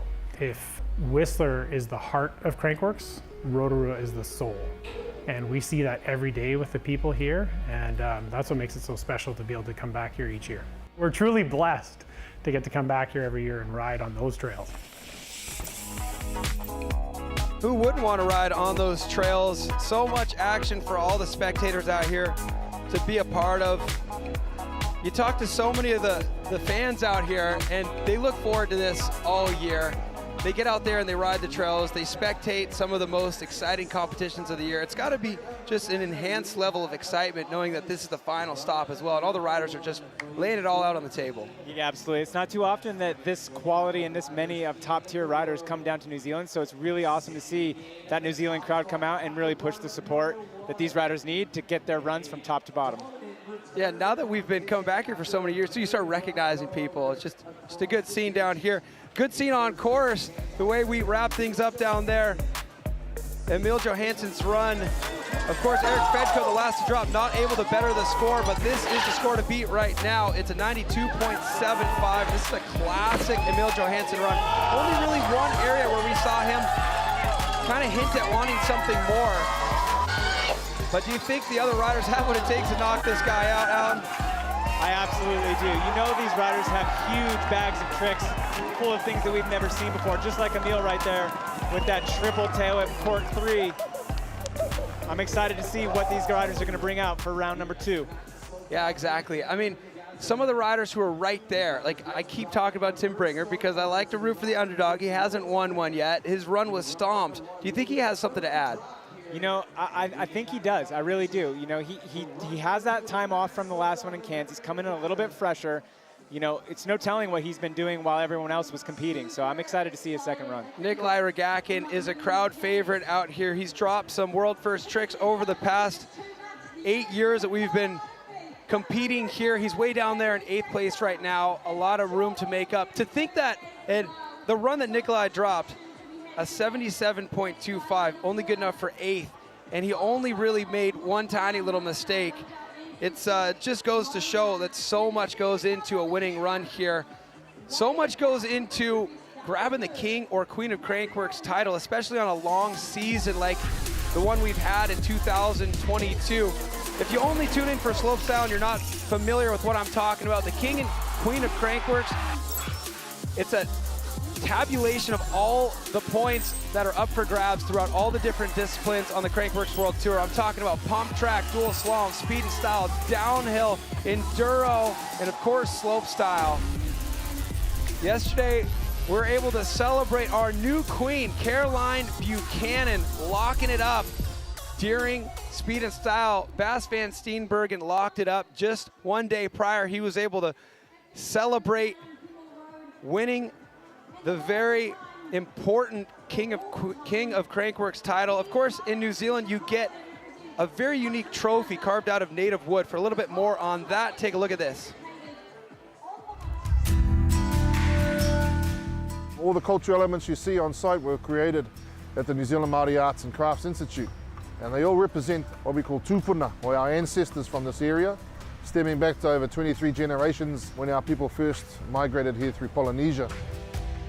So the teko, the carved elements, carved out of our native wood. We also carved the trophies. We call them taonga, or treasures. And those taonga, there are 2 hoi, which are small paddles. And these were used traditionally on our wakataua, our war canoes, by our warriors in days of old.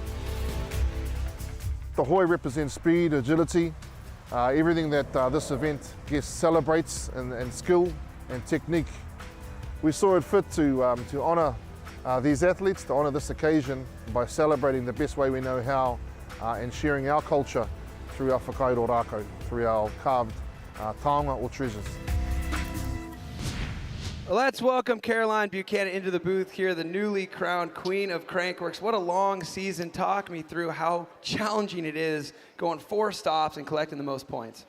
It is. I think it's finally setting in today. I had those tears of emotion yesterday, which was raw. I've competed at Olympics, I've won world titles, and those emotions hit you. And when you go through those years of just wanting to win a title like this, I did my first Crankworx 10 years ago. I went head-to-head against Jill Kittner for a title 6 years ago now. So to finally, you know, be in contention again and to pull it off, it just was a wave yesterday, and I'm, you know, so stoked to do it here. You've done so many different things in your career. You talk about BMX, but you've dabbled between disciplines a ton. You're able to now grab the Queen of Crankworx title. You said you're going to come back next year, which is really exciting, but I know one thing that you're really focused on these days is the FMB women's slopestyle circuit. Talk to me about that.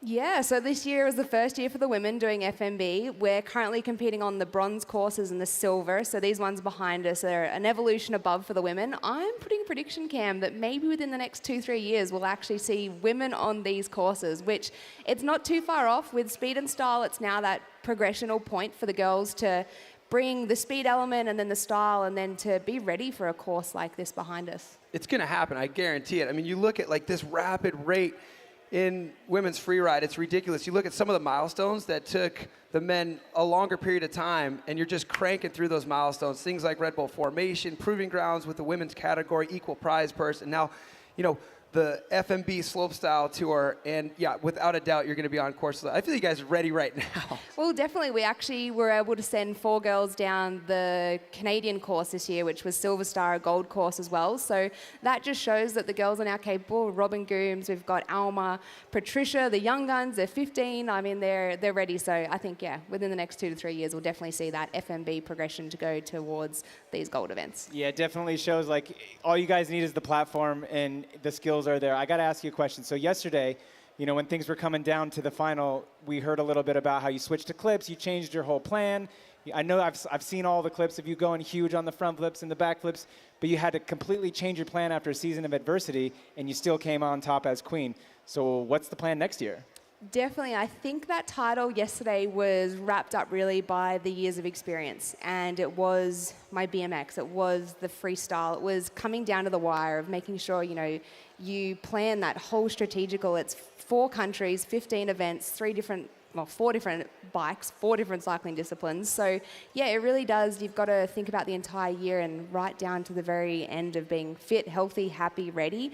And yeah, for me, I just took a step back. Sometimes you have to plant that ego a little bit. And whilst I would have loved to have done those bigger tricks, it's like, you know, you need to finish the race at the end of the day. So yeah, played it smart and it paid off. And yeah, glad that I could wrap up the season and come into next year, an entire season, fit, healthy, and ready to do it all again. Yeah, I'm looking forward to seeing you kind of put those elements that you found to get that queen this year, and then those elements that you're kind of searching for, have them come together for that 2023 season. So good luck with that, and obviously congratulations on that title.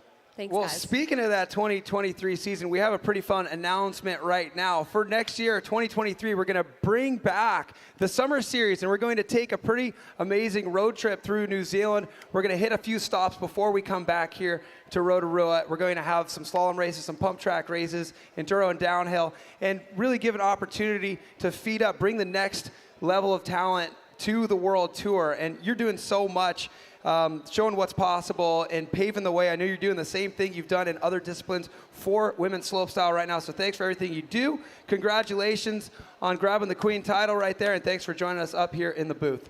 Thanks, guys.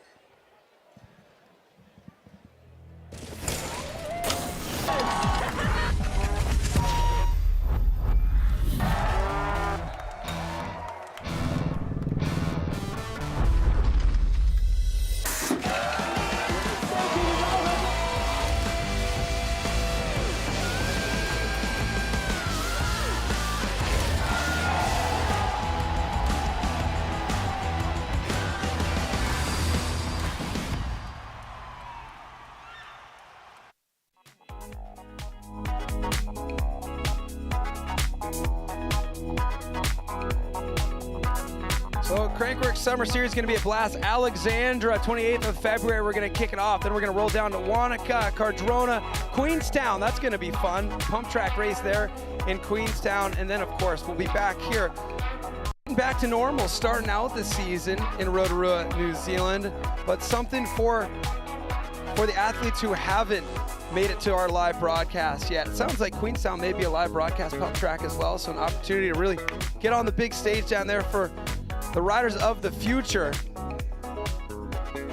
So run 1 from Max's Slopestyle in memory of Magaza was definitely something for the history books, but we're gonna get every rider back up to the top of the course right now, give them all an opportunity to beat that 92.75, the current score to beat from the man, Emil Johansson. Can he make it? 9 slopestyle career wins. We're about to find out. Don't go away.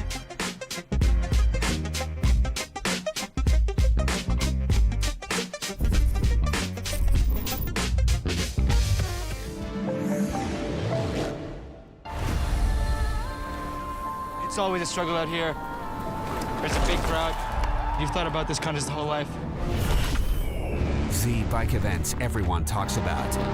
I'm going for podium for sure. It's more than just watching any championships. Oh, he stops it! Oh my gosh! It's about progression, style, spirit, and community. I don't know if I have to go as fast as I can or if I have to look like I'm fast. And fast is fun. 360! Bar spin, top tower! Here we go, we're off. An incredible ride! Whoa, mother! That was a good one. Bike on Red Bull TV.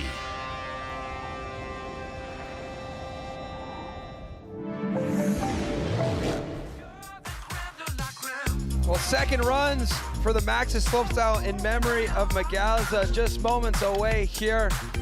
Gotta love the festival vibe at all 4 stops this year, the Crankworx World Tour. But Rotorua, the fact that we've been coming back here This is our 8th time now. It means that we've built up a solid foundation of culture out here. We mentioned it earlier. You see some familiar faces every time we roll back. And something that seems to happen on the Crankworx World Tour is you get the Groms out here doing kids' works. Next thing you know, you have them on the podium in the elite field. We saw that earlier this week in the downhill. Caitlin Flavel, I remember 8 years ago, she was in kids' works and she got 3rd place in the downhill just a couple days ago. So we carry that tradition, keeping it alive. The slopestyle competition still up for grabs right now. A run to go for all the riders in the field. Here's a look at how we've re-racked these runs. Highest score dropping last, lowest score dropping first. Yeah, we're going to start off with Torquato Testa. We see a lot of love coming with him on our live chat. A lot of people have some expectations out of him if he gets that top to bottom run. You know, we got Nicholi Rogatkin coming in, then Erik Fedko, and everybody chasing Emil Johansson, something that we are quite used to. Get in that chat box on the Red Bull Bike YouTube channel. We're reading them. We're going to talk to you. Andre Sattler says, I know Torquato's going to stomp it in run number 2. Torquato with so many fans. He's got such a huge presence on YouTube. And then in other news, Man Walks Dogs has had a restroom break during our halftime, and he says he's enjoying the feeling of an empty bladder. So that's good to know. It's something that I can maybe attest to in about 45 minutes when we get these riders back down the hill. Too much information, Man Walks Dogs. There he is, Torquato Testa, top of the course. If you remember from run number 1, it was that second feature that bit him. He was going for that over-rotated cork 7, trying to squeeze 810 degrees of rotation out of that 90-degree left-hand hip. Here we go, run number 2 for Torquato Testa. Perfect flip on that straight shot. Now here's where he had trouble getting that full rotation, the flip and the spin, absolutely perfect. Opposite. And then he goes opposite, also perfect. So here we go, this is what the chat was looking for. There's a flip up to bar spin out. We saw Tom Isted have some trouble with that, but Torquato getting no problem. Truck driver on the spine. Back to that, looks like he was maybe looking for some no-handers, but he's got speed. What's he got? There we go, a cash roll. Oh, he pulled it off. Able to make it happen. Knifed that rear tire right into the dirt. It's one of those situations where these soft conditions might have actually helped him pull that. You can see how stoked he is to make it from the top to the bottom. Oh, really stoked man. to see him pull that. All right, Anthony, Missouri, the technicality here of this trick linked with the next trick. Talk to me about it. I mean, that cork 720 on the hip, like cork 850, I'm not even sure what to call it, but you would have to spin your cork and your rotation completely differently than, for example, the regular cork 7, because your axis has to be coming into that landing. Wait a minute. Hey, check this out, Anthony. And he doesn't switch right after. No, check it out. The opposite one was the one on the hip, I just noticed. No. Insane. Wow. So the harder jump to do it, yeah. I wouldn't have thought that. Tell the judges. I'm sure they saw it. That's incredible. That must be so difficult to get the right axis to come in correctly on the landing. I've seen he struggled with it in run 1. So stoked to see him stomp that in run 2. And you are right, it was switch on the hip. No way. I mean, that's such a power move right there to take the opposite on the more difficult features. That's definitely going to play into the judges' scoring. It's going to weigh heavier than doing regular on the hip. And then the rest of the run, obviously, one moment in there where he was hoping to get the hands off, flipping that step down lip after the street spine, right? Yep, he missed his hands. I think he was going for that flip tuck no-hander on that step down. I think he got a little bit off kilter on that double whip. He kind of sat down on his seat a little bit coming into that spine, so I'm not sure if that had anything to do with it. But he stomps his cash roll at the end. Almost lost it, but he held on. So let's go, Torquato. Good stuff, Anthony. Thanks a lot. Looking forward to this score right now. What will the judges do? They obviously are going to score that straight flip as a straight flip. Not talking too much for not getting the hands off. There it is, run number 2 score, 79.25. Currently ranks him into 7th place. Yeah, Torquato's stoked to get this week over, get a top to bottom after a long week of kind of just waiting in the room. Not quite able to get the practice that these riders want. Griffin Paulson now next to drop. Issues in run number 1. Just got bumped down into last. And here we go. Let's see if we can put it down. So there's that front flip again, Cam. Perfectly smooth. Into that 270 tail. Let's see what he's got. You can see him pumping. He's building. Nice double back flip. Just squeaking it. Yeah, comes in a little front end heavy, but able to keep his momentum going.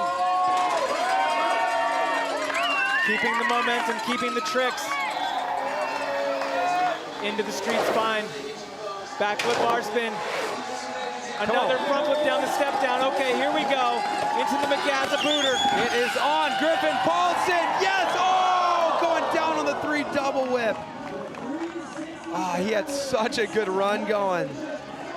Yeah, unfortunately, just about 90 degrees short on that rotation after the double tail whip came through.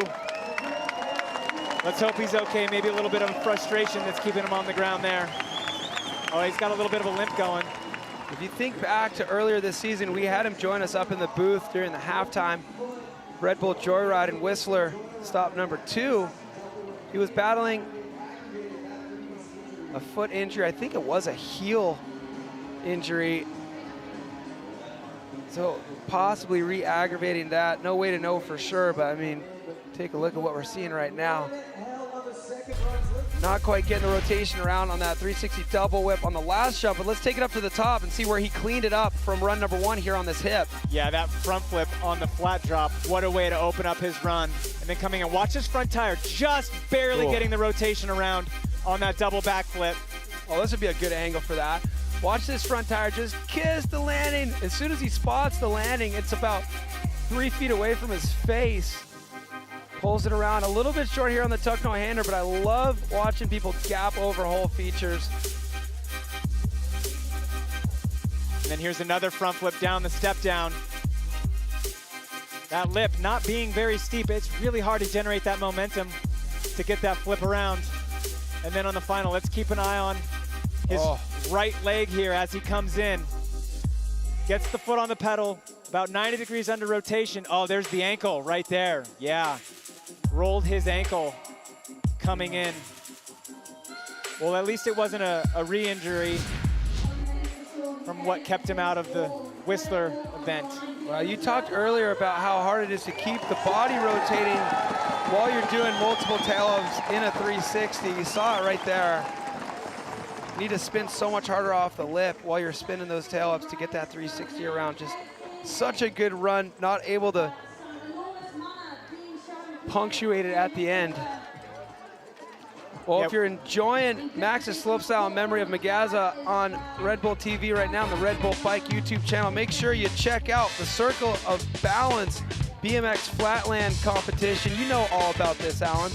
Yeah, these riders have stepped it up over the years. Unbelievable skills and balance on these bikes. Flatland, one of the original formats of BMX competition. Really awesome to see Red Bull stepping up and giving these guys their own spotlight. So just over a month away, December 17th, make sure you tune in to Red Bull TV, Circle of Balance BMX Flatland competition. But right now it's all about mountain bike slope style. We got run number 2 coming up for Tom Isted. Issues in run number 1, if you remember, under rotating the front flip onto the jib box. Isted with the eye of the tiger here. I'm really excited to see this one come off. The Isted of the tiger. Yeah. Come on. Yes. Okay, he's looking good so far. Coming into this jump, let's see if he does the same. Nice big double backflip. You can see him there land a little bit smoother. And there's that alley-oop 270 over the wall ride. Clean, get it. Get the front flip.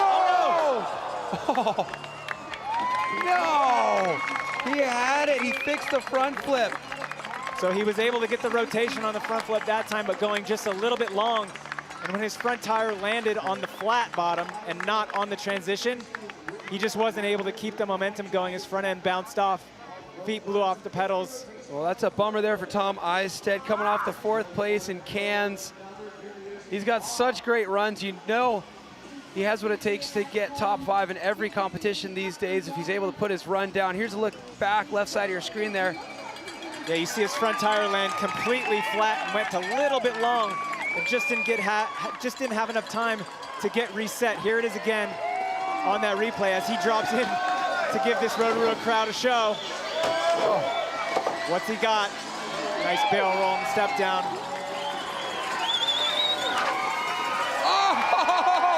Oh, man. For the fans here in Rotorua, Tom Isted putting on a show, going for the twister on the final jump. Yeah, it looked like he didn't quite get inverted. I don't know if that was intentional. It really had that 1080 vibe to it. Yeah, you're right. It'd be fun to look back at that twister for the crowd there. Yeah, good to see Tom back up. Oh, what do we got here? A little shoey? We started a tradition in Cairns, adopting the Australian method of celebrating by drinking beer out of your shoe. Like, hey, we did one in Cairns. It is now a thing on the Crankworx World Tour. It's a thing in so many other sports, so why not? What the heck? Hey, let's celebrate the women's, New Zealand women's rugby team wrapping up the World Cup last night. We were hanging out watching that. That was exciting. Yeah, unbelievable taste of what New Zealand has for their sporting fans here. Ooh, this is fun. Tomas Lemoine in the gate. Another rider who had issues in run number one. Here we go. Tomas Lemoine, smooth truck driver on the drop. And then there's your trick, Cam. You love that style. Love it. Coming into this first big jump. Oh, big 360 double tail whip, fully lean back. Wall ride, tuck no hander. That's an opposite wall ride, so really hard to pull that tuck no hander. Gets the manual to Barsman. The consistency on that is unbelievable. Twice in a row. 360 nose bump. Get that front flip. Yes, okay, it's on. What's he got on this final set? The Magaza booter. Double flip laid out. Oh, so lazy. Just holding on. Oh, the crowd felt that one. So ladies and gentlemen, if your front tire lands before your back tire, that means you didn't actually get to see the landing. It was 100% by feel. Yeah. Looks like we got a mini flare on the berm. Lemoine always putting on a show. What a crazy 48 hours for Tomas Lemoine. It's got to feel good to get top to bottom, celebrating that finish corral. Let's take a look back at this run. Yeah, boom. Putting the style, the amplitude, the extension into that 450 hip there. And then this, look how inverted he is. He's not completely upside down. It's still a 3, but he's so corked out. All that style. And then this opposite wall ride to tuck no hander out, showing a level of technicality. I mean, this right here. 2 runs in a row, come on. Yeah, that's something that you do for a film part, you know? It's not something you're doing mid-run multiple times. And then here where he had trouble that front flip in, he nailed it perfect there coming to this final set. Now watch his head. He spots the landing and then pulls back for the second backflip. And then watch, his front tire lands before we get to see his face. Oh, how did he hold on to that? So he didn't actually get to see the landing. It was all by feel there for Lemoine. Look at the excitement in his face. That was a wild ride. Thanks to some scapular strength, he was able to muscle through that double flip. Who does that? To think about even trying to flare on a flat bank berm. Ridiculous. So Tomas Lemoine can rest after a crazy week out here at Crankworx Rotorua. He wrapped up the speed and style sweep, winning Innsbruck, winning Whistler, winning Cairns, and winning here in Rotorua. And we'll see where this score puts him here in the Maxxis Slopestyle memory of Magaza. So Anthony, I'm taking a peek at the scores here. To get into podium contention, you need to better at 86.5. What do you think the judges are going to do with this one? I don't know. That little mistake on that double flip at the end, I'm not sure where he's going to be put, but that manual, the technicality of getting that manual, especially twice in a row, is unbelievable. I mean, the amount of mistakes and things that could go wrong doing that manual is incredible. Like, super, super technical. I cannot stress that enough. And then he throws the bar spin at the end. And another one of my favorite parts, not the biggest trick, but that 3 nose bonk to front flip on the step down. I mean, a technical skate park like trick on that spine to the front flip. Let's see where they put him. That's such a good point. Thanks, Anthony. The stuff that he's doing is unique, and that's why the judges are taking their time with this one, because he has such a unique interpretation of the course. It's not apples to apples all the time when you're scoring a Tomas Lemoine run. He sees things a little bit differently. He absolutely popped the roof off of Whistler, BC in August when he gapped the entire final feature. But you know, if you finish your run with a double flip, it's always going to score high. Anthony mentioned a little bit of a sloppy landing here. If the judges critique that a little bit, they'll also be giving him points for stomping that manual to bar spin. We'll see soon where that balances out. I think every push-up Tomas Lemoine's ever done in his life paid off on that double backflip. Silent Fox 8 in the chat calling it out. He started that second rotation on that double backflip after his peak. Unbelievably dangerous and super awesome to see him pull that around. Celebrating there with Ben Thompson. Hopefully you see him on tour next season. He was killing it in practice. So run number 1, a throwaway 45. Run number 2, 85, goes into 4th place. The king of consistency strikes again.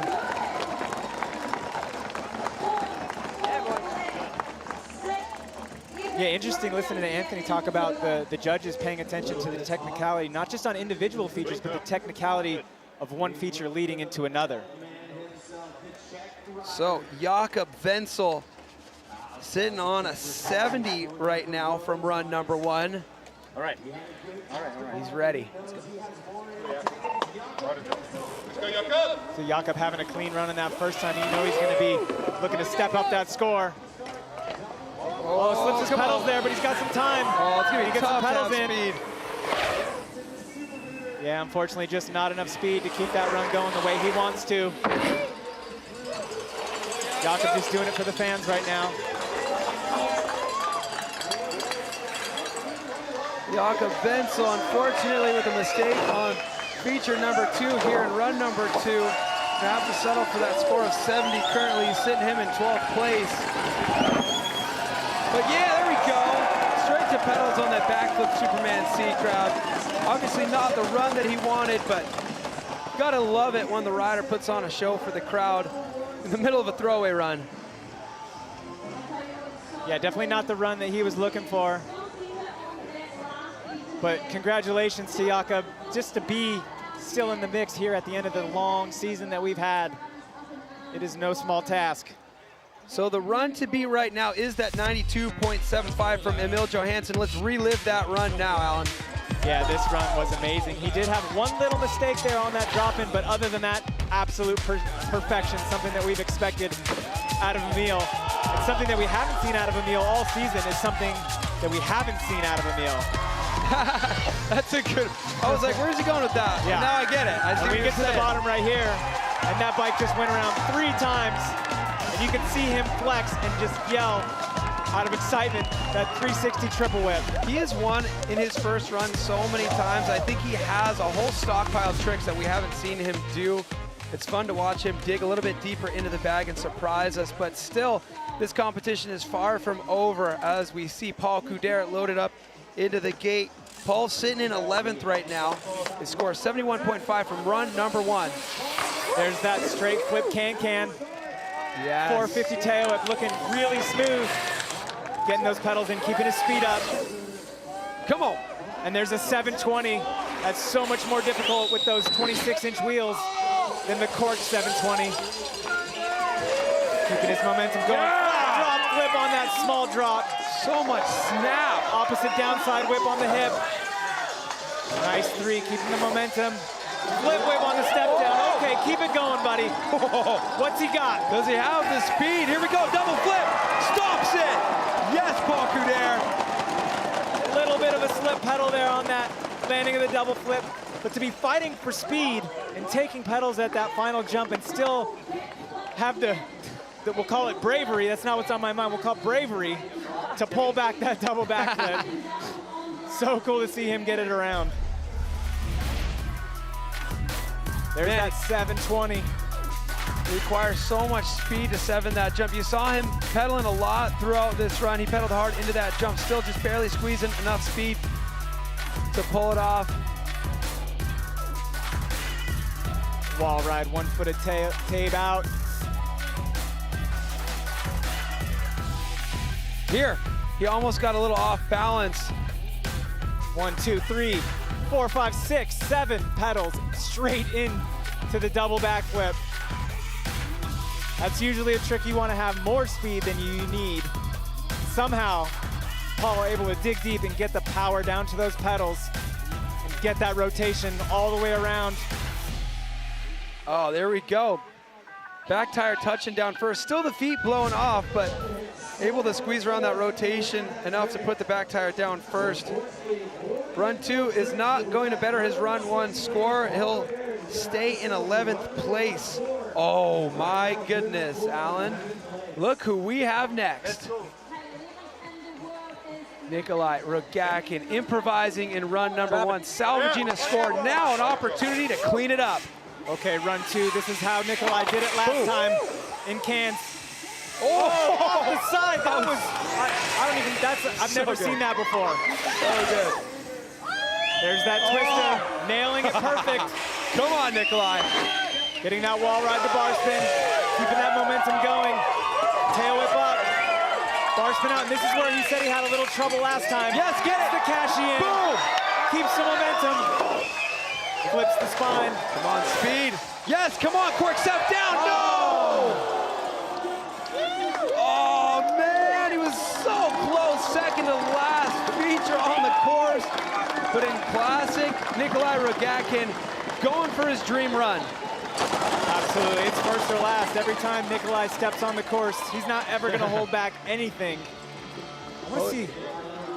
It was first, last stop in Cannes. It won't be last here in Rotorua thanks to a clean first run, but it wasn't exactly what he wanted. Nicholi Rogatkin currently sitting in 10th place on the merit of his run 1 score, which was a 77.25. So Cam, I want to go back up to that dirt hip. We saw him do that Superman C-crab one-hander in the first run, but watch how off the side of the bike he is. Look at that. Have you ever seen anything like that? Never. The photo of that would be ridiculous. That's just like the way it shook down because he was on a hip. He chucked the bike out and he just happened to end up being on the downside of it. But I love how he was able to crawl back on. That was so unique.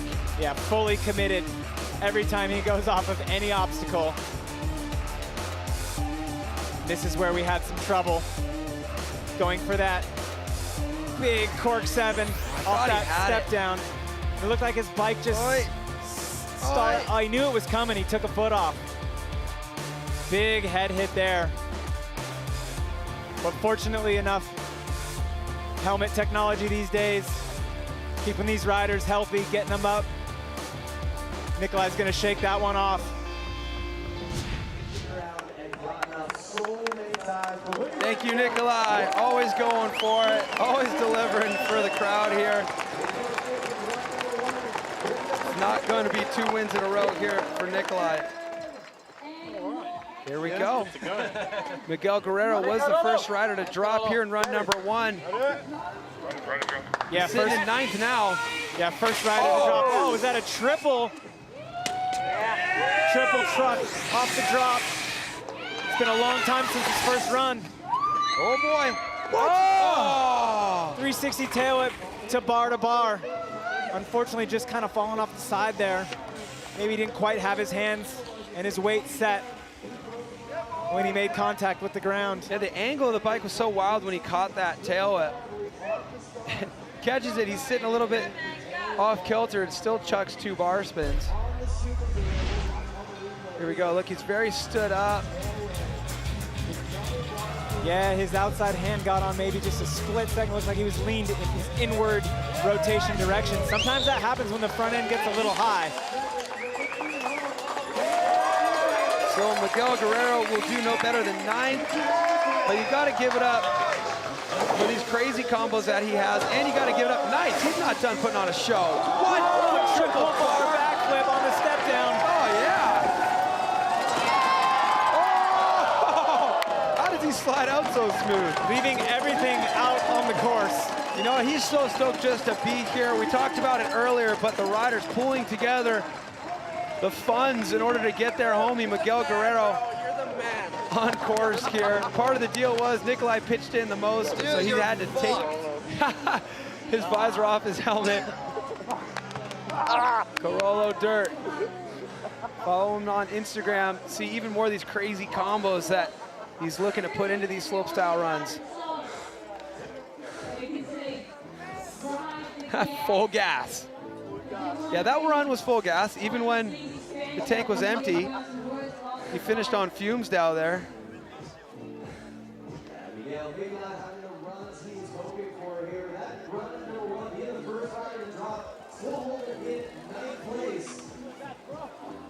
There we go. Erik Fedko ready to take this run. Issues on the second jump and something he wanted on the Megazapooter as well. Something to note here, if he finishes second, he wraps up the Slopestyle World Championship overall based on points here. He's had a second, and a fourth so far. Here's a look back at his first run. Oh, here's a look back at his second run in Cannes when he had the opportunity to win the competition. Nicholi Rogatkin was sitting in the lead. The last man to drop was Erik Fedko. Everything looked clean, and then something strange happened here on the Crocktail. We heard that explosion and we knew, no, this is not the day he's going to get his first win. It was out of his control there with no more air left in his rear tire. Finds himself in another situation like that right now. One more opportunity to stomp this run. Erik Fedko, here we go. Nice truck in. You know Fedko's going to lay it down on this one. Yes! Gets that Indian Air 450. So good looking. Much better start than his first run. There's that windshield wiper. 360. Wall ride bar spin off. 360 up. Oppo 3 out. Suicide no-hander over the hitching post. 3-whip on the street spine. Here he is on the step down. Gets that flip whip. Yes. Okay, here we go. Full pull for Fedko. What's he got? See here, the 3 down whip to C-grab. Indian Air stop clean. Yes.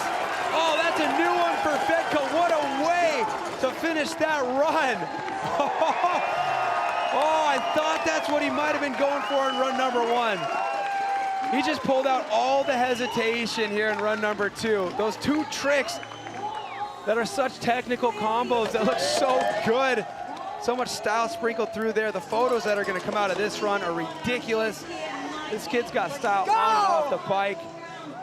Talk about having all of the elements of overall impression. We have style, we have technicality, we have amplitude from top to bottom out of Fedko. Oh my gosh. So stoked to see him stomp that run and be able to witness that final trick. That was so awesome. I can't wait for these replays. 2 favorite moments. First one, this second jump here. Bam!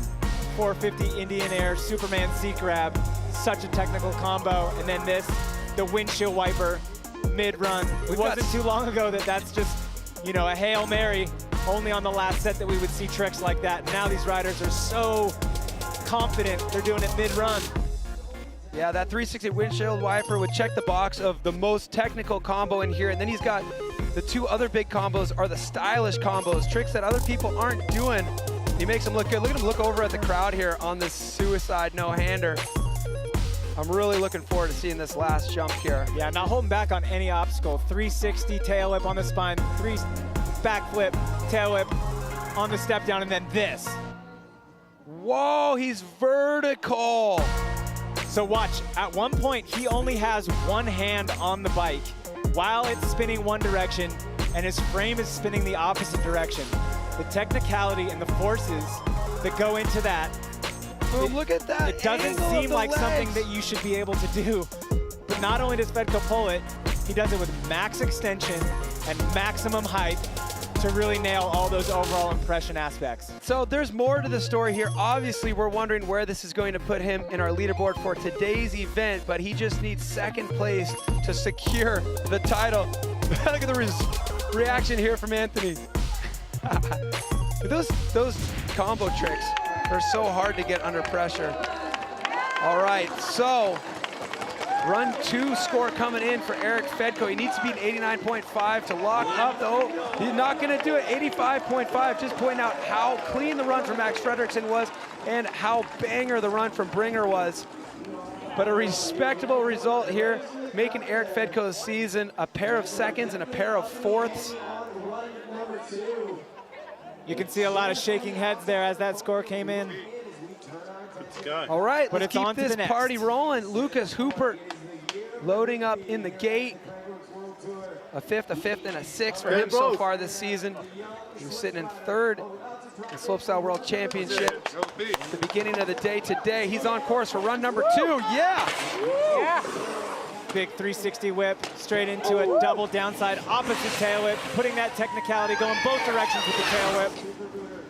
There's that front flip, triple bar spin. 1, 2, 3. Wall ride bar spin out, struggling for momentum, but keeping it going.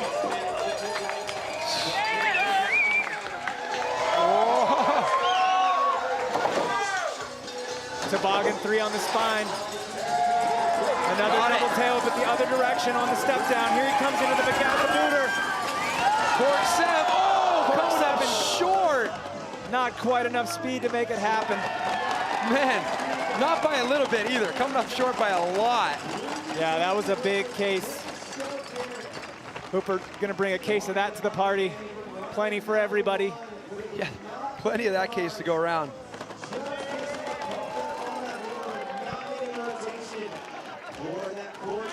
On the McGaza finish booter. A little bit short on that landing there, but still got. So the beginning was flawless. The 3 whip off the top, I feel like we haven't even talked about that enough, and linking it into the opposite downside double whip. We don't see 3 whips off flat drop very often. Not very often. There's so much momentum that needs to get generated to be able to spin the bike a 360 with your body and then an extra 360. So the bike itself is actually doing a 720. And to create that momentum off of a flat drop is extremely hard. And then this, the triple bar spin front flip, knuckling it just a little bit, but able to hold on. Yeah, that 3 whip off the top drop, if I remember correctly, he was able to train at Brett Reeder's compound. He's got a great setup with flat drops into airbags. He was able to learn that trick, bring it to his slopestyle runs. Let's see if we can figure out where the speed was lost here. He was to the landing on that double whip out of the step down. He came up so short here. He took this cork step to the moon. Yeah, did you see that snap off the lip? When you pull back off the lip, it's gonna get you that amplitude you need for the overall impression, but it's also gonna make it a little bit harder to get that distance. And we see him getting the rotation perfect, but coming up about a meter short, and that's just gonna buck him over the front. These guys are so good at rolling out of these crashes. It's ridiculous. You gotta be insanely good at bike riding to make it into the top 14 in the world, but you have to be equally as good at crashing to stay healthy enough to make it through a full season. It's been a great season there for Lucas Huppert. He's going to stick with his run number 1 score. It was an 82.5. He's in 7th place. Yeah, something they don't talk about too often is crashing is a skill that's learned only by doing it. So these riders are super committed. Oh man. Dawid Godziek currently sitting in 6th position. We know he's got more too. He wasn't totally happy with his first run. Big tuck no hand at 3 on the drop. Oh! Triple tail whip. Little stumble of the pedals, but keeping that momentum going. There's that no-handed twister. Wall ride the bar off. Little fumble with the bars, but he's keeping it going. Suicide up. Opposite tail whip down. Nose bonk to bar spin. Technicality through the roof here. Overroads in that truck just a little bit. No, able to get it off. What's he got? Come on, Godziek. Double flip! No! Coming up short as well. Wow. The commitment to pull back on that double flip. He did come up just a little bit short on that step down. It seems like it's starting at the street spine. They have to push through from that step down, and then they don't have as much speed coming into that really tall roller. 2 runs in a row here. Riders coming up short on the McGaza money booter. Man. Listen to how loud this bike is when he stomps this first move. Huge drop there. Godziek keeping the momentum going, that triple tail up on the hip. And then this. Cam, how many riders are actually doing this trick out there? I mean, we talked about the fact that he got second place at the Nitro World Games BMX best trick. He's doing some of the same tricks here in Crankworx Slopestyle on this big mountain bike as he's doing at Nitro World Games and at X Games BMX Dirt, where he has a gold medal. You see him there spot the landing on the first flip, but at this point he is committed, and he pulls it around for a second one. Oh, we're talking about just 6 or 8 inches short there for the front wheel. The rear wheel follows suit, sends him right over the bars. Obviously disappointed there, but he went for it. He's sitting on that run 1 score of an 84.5. He'll take those 6th place points in his overall ranking for the 2023 season. It's always got to feel good knowing that you're going down swinging. Yeah, absolutely. Last thing you want to do is just pull off on your final run of the Crankworx World Tour season. So you saw him roll the dice for everything it was worth. And unfortunately, just coming up, like you said, about 4 inches short on that double backflip there on the Kelly McGazza booter. Next rider loading up right now, it's going to be the man who was 3rd place at our last stop in Cairns, Australia, returning to the podium for the first time since 2016. Good showing at Red Bull District Ride right after Joyride, 6th place. Get a 6th place in Whistler as well, but it was really all about that bronze medal in Cairns. We talk about it all the time. This guy trains harder than anybody out there. He works out 6 days a week at the gym, and when Sweden is covered in snow, he's at the indoor facilities getting tech. And that first run was just a display of technicality on another level. He's going to stick with that run. He loves how flawless it was in run number 1. It just shows how much that run was a dream run. Yeah, and to finish out the season with 2 podium positions is exactly the momentum you need to go into the next season. So awesome Max Fredriksson locking up 2 bronze medals in a row. How about that? 6 seasons until he returned to the podium, and now he's done it back-to-back events. That's gotta feel good.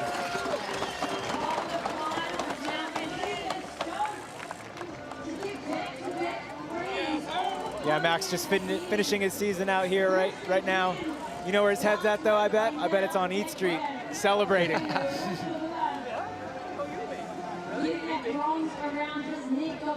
Job well done there for Max Fredriksson.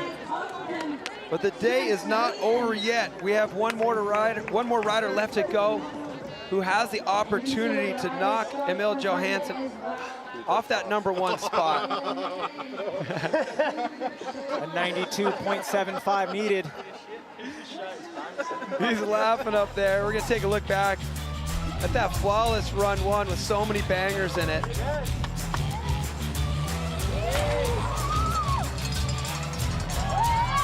Yeah, Bringer, there it is right there, that double backflip tuck no-hander. One of the only riders capable of doing that. Tail whipping his bike both directions there, opposite up on, and then a 360 off. And this huge boosted 360 on the spine to generate the momentum to pull off this double backflip on the step down, and then absolutely stomping the backflip double tail whip. You just see the strength this guy has. He's a massive rider, but when he's rotating that double flip on that step down, it looks like it's sped up 200% in Adobe Premiere.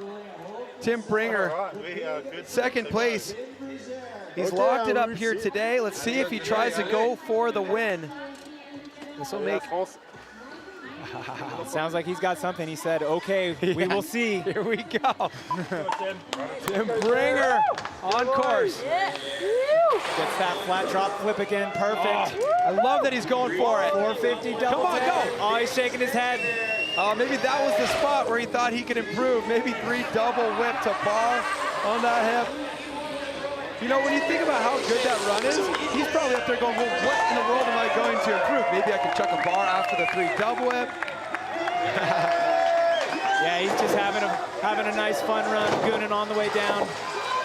I expect something big out of here, though. What's he going to do into the last run? Whoa! Big whipped out 360. Well, great day for Tim Bringer there, securing his second place in the Crankworx Slopestyle competition, and a ridiculous season for him. He missed cans, but he had a 3rd place in Innsbruck, a 2nd in Whistler, and now a 2nd place here. But there we go, the celebration up top. Emil Johansson has secured the Triple Crown for the 2nd year in a row. He's also grabbed his 9th career Crankworx Slopestyle victory. He also secures the Crankworx FMBA Slopestyle World Championship title for 2022. Yeah, we're ready when you are. Gotta pinch myself. Holy fuck. We'll catch up with you down there. So awesome to hear someone that is this consistent and this dominant still has the respect for his fellow competitors and cannot believe he's walking away not only with the win here in Rotorua, but also the Triple Crown title. This is the best feeling you can have as a slopestyle or freestyle athlete, is to get that celebration run. And we get to see some of these stylish tricks that Emil wouldn't normally put into a contest run. The crowd cheers him on. Big floaty oppo 360. Just gonna make his way down. This is one of the best to ever do it, ladies and gentlemen. Well, this makes Emil Johansson just too shy of the most wins in a single career. Brandon Semenuk has 11. Emil Johansson celebrating his 9th. Yo.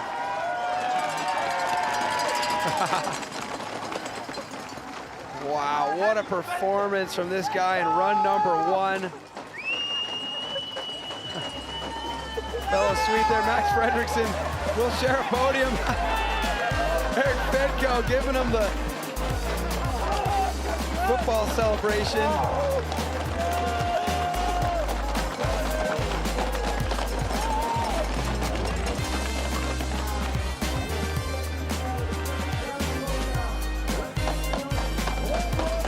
Gold medal here in the Max's slopestyle in memory of Magaza.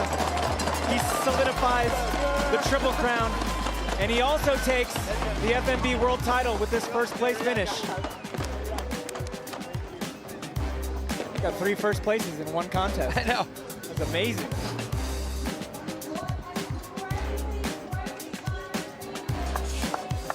I love seeing this. He can barely stand up. He's so excited for this win. There we go. Deja vu from just a year ago. Nicholi Rogatkin handing over the Triple Crown trophy. This trophy will have engraved on it the name Emil Johansson twice now. Of course, Nicholi Rogatkin, the first rider to pull off the previously unthinkable feat of 3 wins in a single season. He did that in 2018. Emil did it in 2021. He's done it again here in 2022. Look at that smile. You can tell that is exactly why he showed up here in Rotorua and put in all that hard work. Why don't we look back at this winning run? Why don't we? So much going on here, so much. Starting it off on the hip with that huge technicality, spinning both directions with the 360s, both directions with the bar spins, both directions with the tail whips. And then amplitude and difficulty down here at the bottom and blowing our minds, showing us something we hadn't seen with the triple tail whip 360. So often he'll end, oh look, we gotta soak this up. Fedko, you're not tall enough to get that thing over his head. He pulled it off. Well, he's been getting rained on all week. Now he's got ice water dumped on him. He's gonna be soaked in champagne here shortly. You gotta love the enthusiasm out of Nicholi Rogatkin. Always cheering on his competitors, always giving it his all in his run, but able to appreciate the athletic feats of his competitors.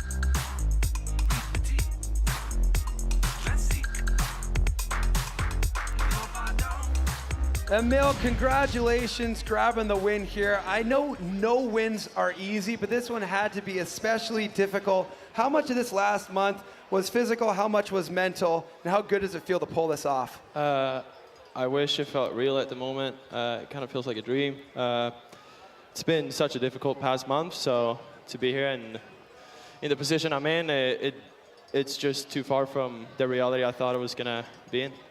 What did you do in the last month? How did you spend your time? Were you on the bike very much? Not as much as I would have liked to, but I was fortunate after the crash. I was able to get back to it after about 2 weeks, but it was only like a 3-week window at home, so wasn't ideal, but yeah, just gotta trust the capabilities I have and yeah, just go for it, really. Obviously, big celebrations to come here for the rest of the day today. Thank you. What are you going to do for the next few months now that this season has come to an end? Off season, back home and back on it pretty much. I miss riding my hardtail, so I would get on that for a bit and ride my BMX. So yeah, looking forward to it. Congratulations and enjoy the off season. Emil Johansson, your 9th Crankworx Slopestyle win. Way to go, man. Thank you.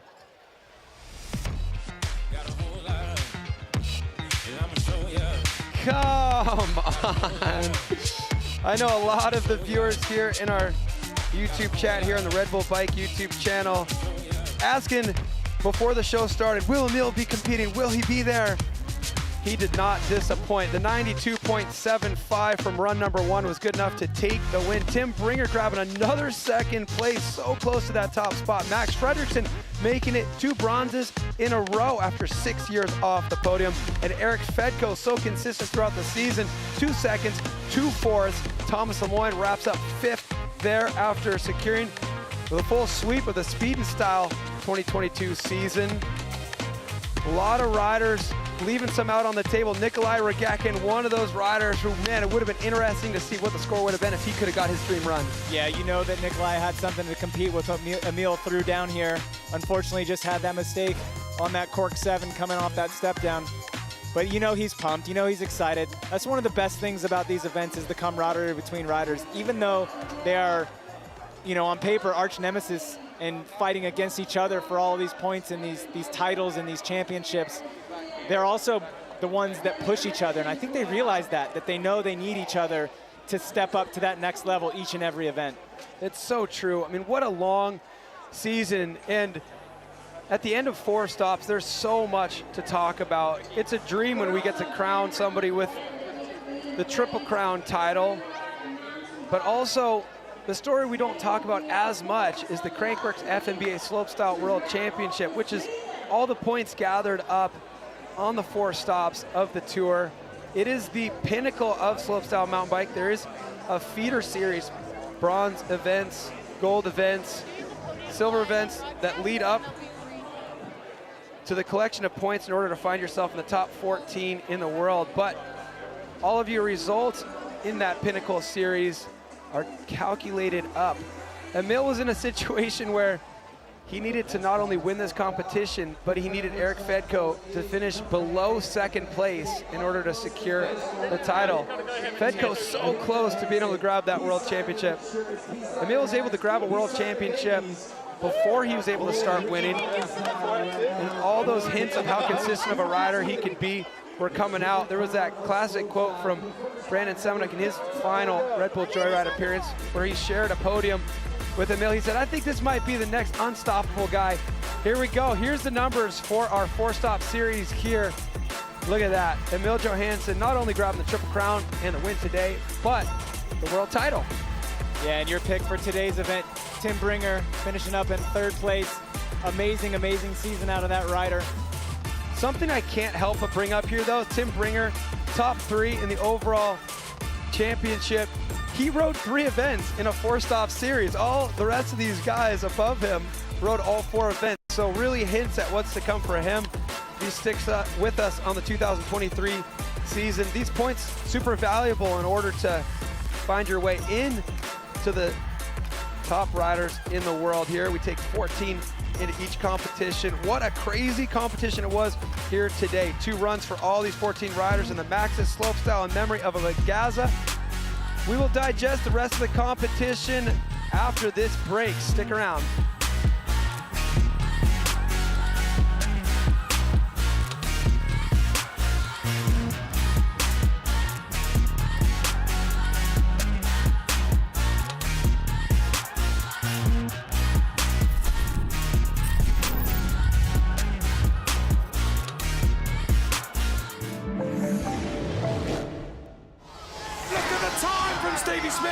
takes his first ever World Cup win. The making of a legend. Stevie Smith, AKA the Chainsaw. He was a bit unpredictable, he was creative, he was wild. He did have a great life, full of giggles and laughs and adrenaline. The untold story of a true champion. Long live Chainsaw. Now available on Red Bull TV. Really awesomely fun. Fear. A constant companion that even the mountain bike elite have to deal with. And your mind just starts kind of playing tricks on you because you can't do anything. 3, 2, 1. Delve deep into the psyche of the athletes. And get to know one of their biggest driving forces. Reverence, a journey into fear. Now available on Red Bull TV. When you have found your passion, time and space seem endless.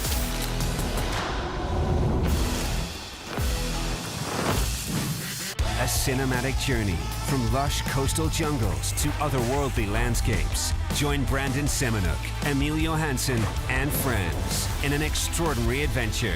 Return to Earth. Now available on Red Bull TV.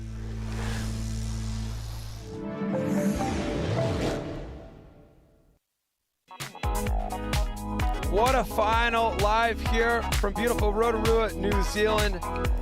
It's been stop 4 of such an eventful Crankworx World Tour. The Maxxis slopestyle in memory of Magaza has now solidified itself as a staple on the World Tour.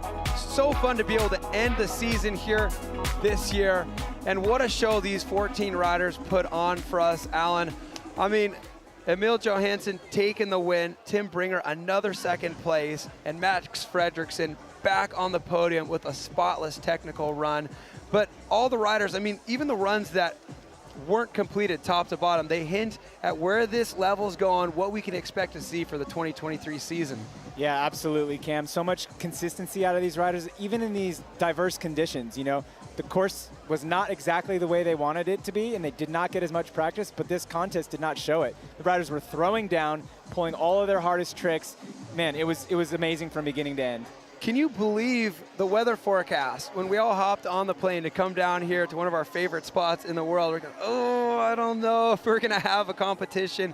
What do you think we can attribute the success of this competition to? I mean, we've got the dirt, we've got the trail crew, and maybe a little bit of luck. Yeah, I think it's just everybody really wanting to make it happen. You know, like I always say, positive attitude and a sense of adventure. You never know what you can make happen. And everybody from the Crankworx staff to the trail builders to the riders and the fans for still coming out and keeping everybody motivated. Everybody played a part into making this happen. Let's take a look at our final results here in the Maxxis slopestyle in memory of Magaza. Max Fredriksson back on the podium. Tim Bringer second place. Emil Johansson wrapping up the win. And you know, even riders like Torquato Testa with 8th place points, they're so valuable to get on tour. I'm really excited to see how some of the preliminary FMBA competitions go, you know, because we've got riders on the alternate list here who are ridiculous in practice that we didn't get to see in the final. Guys like Max Langell and Ben Thompson. The future's bright in the sport. Yeah, the level of competition out here with not only these 14 riders, but the sport in general is like it's never been before. All right, let's just savor the cleanliness of this run from Max Fredriksson. Even if you were trying as hard as you could to point out a flaw, you'd be hard-pressed to find one. Yeah, absolutely clean from top to bottom. Technical, amplitude, and look at that. Truck to whip, coming into the finish, stomping it absolutely to the pedals. If you're in full claim mode before you even make it down the final jumps landing, you know you cleaned your run. The last jump was spotless, but some of those moves really incorporated skate park elements. What do you think about some of the changes that we've seen in the courses? We've seen a lot of riders go to hardtails. Of course, Emil is still on the full suspension bike, but do you see a lot of the skate park influence making its way onto these slopestyle courses? Yeah, I do, you know, and I really like it because you're starting to really get to know these riders a little bit more through their riding. Their personalities are coming out with the obstacles that these course builders are putting in. So it's really a unique take, and it's keeping it super refreshing. Yeah, well, I can hear what's going on behind me. It sounds like we're about ready for the podium festivities. Let's listen in. Mikey Hatter is about ready to dish out the champagne. And Rotorua, are you ready? Make some noise if you are. Come on, you can do better than that. Make some noise. The fans have absolutely loved what the riders have been throwing down in the max of Magaza for 2022. It's time to get those sick riders on the podium as we reward their amazing effort on the course today. Have to say, loving the two-Mickey tail as we check out the third place getter in the slopestyle, the Maxxis slopestyle in Mary of Magaza. Make some noise for the Cannondale Monster Energy rider, Max Fredriksson! There he is. We just saw a replay of that run. So spotless. Let's see what happens, man. Next season, we got back onto the podium twice in a row. On that podium. All eyes on him for Max 2023. ready to that bronze medal, another one, 2 in a row. Yeah, really from stoked to see him coming back into his own on the podium, 2 events in a row. You know, momentum it's a crazy thing. You know, when a rider gets on a roll, as we've seen with riders like Emil Johansson, it's really hard to slow that momentum down. So it's awesome to see Max coming back in. Make some noise for Tim Bringer!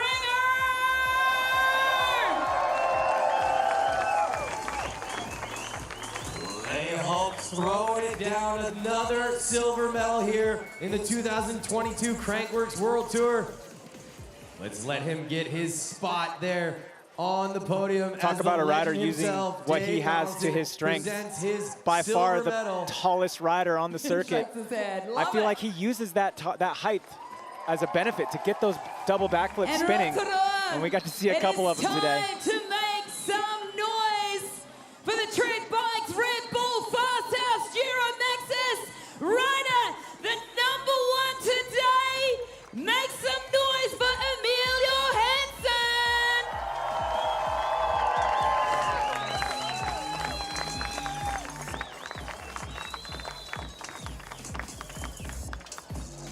Crankworx Slopestyle win #9 from the young Swedish rider. Make some noise one more time. Your champ, Emil Johansson. Second, Tim Bringer. And third place, yet again, Max Fredriksson.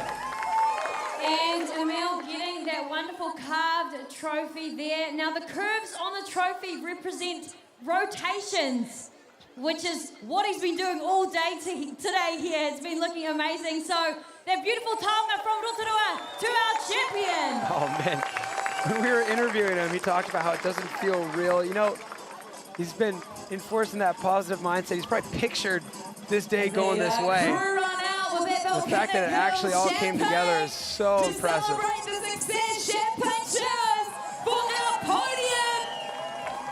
Yeah, Emil really, showing his. He's still super young, but he's really come into his own, and he's a total veteran. I mean, being able to overcome the adversity of that issue he had in Cairns, not losing the streak that he had going affect him, and coming in, staying focused, keeping his eyes on the prize, and taking all those wins back home with him. Young as far as the calendar sees it, but old in terms of experience. This guy's been through so much. Now racking up his 9th Crankworx Slopestyle win and his 2nd Triple Crown.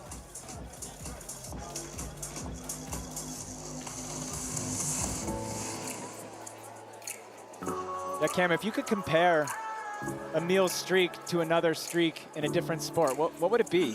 I mean, you've talked about one that you're familiar with in BMX that I wasn't aware of. Yeah, Ryan Nyquist swept the Triple Crown of BMX in dirt and park for 3 years straight. That's 9 wins in a row that he did back then. I knew because the rule was when you lived in Greenville that if you won the event, you had to buy all of the Greenvillians dinner. So for 3 years, we got free dinner. Thanks, Ryan. You guys should have called yourself the Green Villains. That would be way cooler. I called myself that. I'm sure the after party is going to be good. Emil Johansson, I mean, I think I might be able to get in on that Trek dinner. That's going to be fun. We celebrated in Whistler, and, you know, we're talking about that overall Crankworx wins tally. Brandon Semenuk with 11. World Championship. Emil Johansson overall only titles 2 to shy of that award. right now with no signs of slowing down. It seems like circumstances keep trying to slow him down, but he says, nah, no thanks. Let me just claw my way back. Yeah, every 4 time weeks between breaking his hand and winning Joyride. A month between that crash in Cans and this moment now. Ridiculous. Yeah, you can't take anything away from Emil and what he's been able to accomplish to this point in the sport. Every time the comments start, you know, sort of saying, oh, he's doing this again, or, you know, he's got it, it's so easy for him, he proves it's not easy. He gets adversity thrown his way, he has to make those adjustments, and then like this event, he comes out and shows us a trick that we've never seen him do with that huge triple tail whip 360 on the Kelly McGazza booter to take the win here in Rotorua. In 3rd place overall, making his way back up to the podium. Make some noise one more time for the loose rider, Coleman Soul Bikes, Tim Bringer. There we go. What we're doing right now is this Crankworx FMBA Slopestyle World Championship top 3 podium here. And as we mentioned, Tim Bringer competed in 3 out of 4 of the competitions. Imagine if he got a 3rd in Cans, he'd be the winner of the whole World Championship right now. So hopefully we can get him back for the whole season next year. Crankworx FMB Slopestyle World Tour.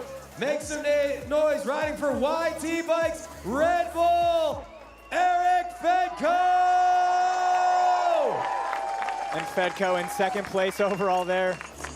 Fedko, such a stylish guy, he's even got his own clothing brand. Check it out, typeef.com.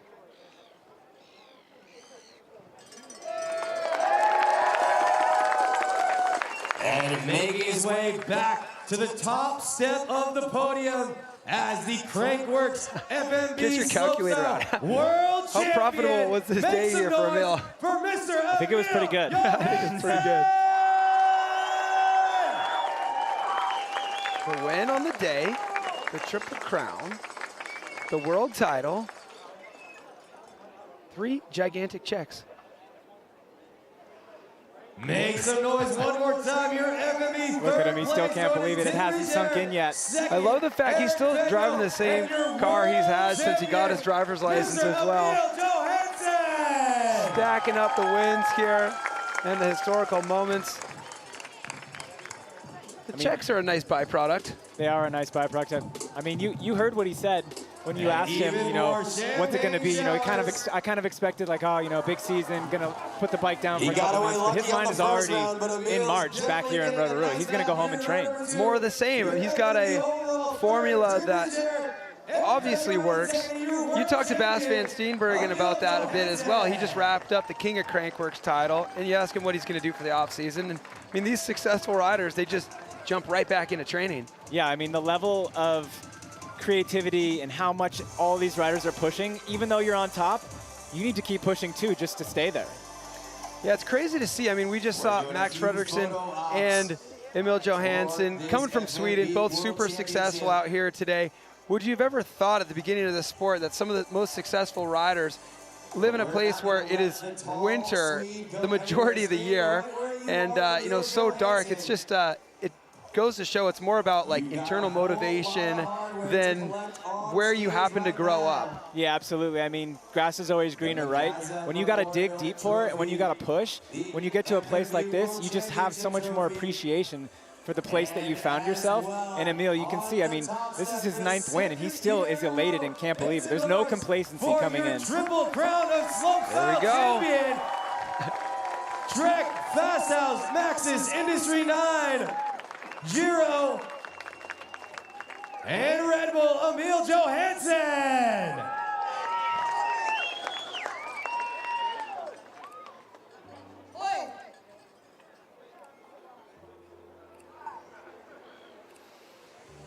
Well, obviously, one more congratulations to Emil Johansson out there today, blowing our minds. But let's celebrate this entire season, this 4-stop. We added Cans to the schedule this year. It was a blast. And you know what? As much as everybody's getting ready for off-season, we're going to be back into it pretty quick for the 2023 season. We're going to kick it off again right here in Rotorua, New Zealand. March 2023. Of course, before that, we've got the Crankworx Summer Series New Zealand. So all you local Kiwis out there, come join us on the Summer Series. For the rest of you, I gotta thank you so much for joining us on Red Bull TV right now. I had a blast watching this competition. Alan, thanks for joining me up here in the booth. Thanks to all of our trail crew, all of our volunteers, all of our production crew, our locals here in Rotorua, New Zealand, showing us the hospitality, bringing us back year after year. We've put a bow on this 2022 season. Thanks for joining us. We'll see you next year.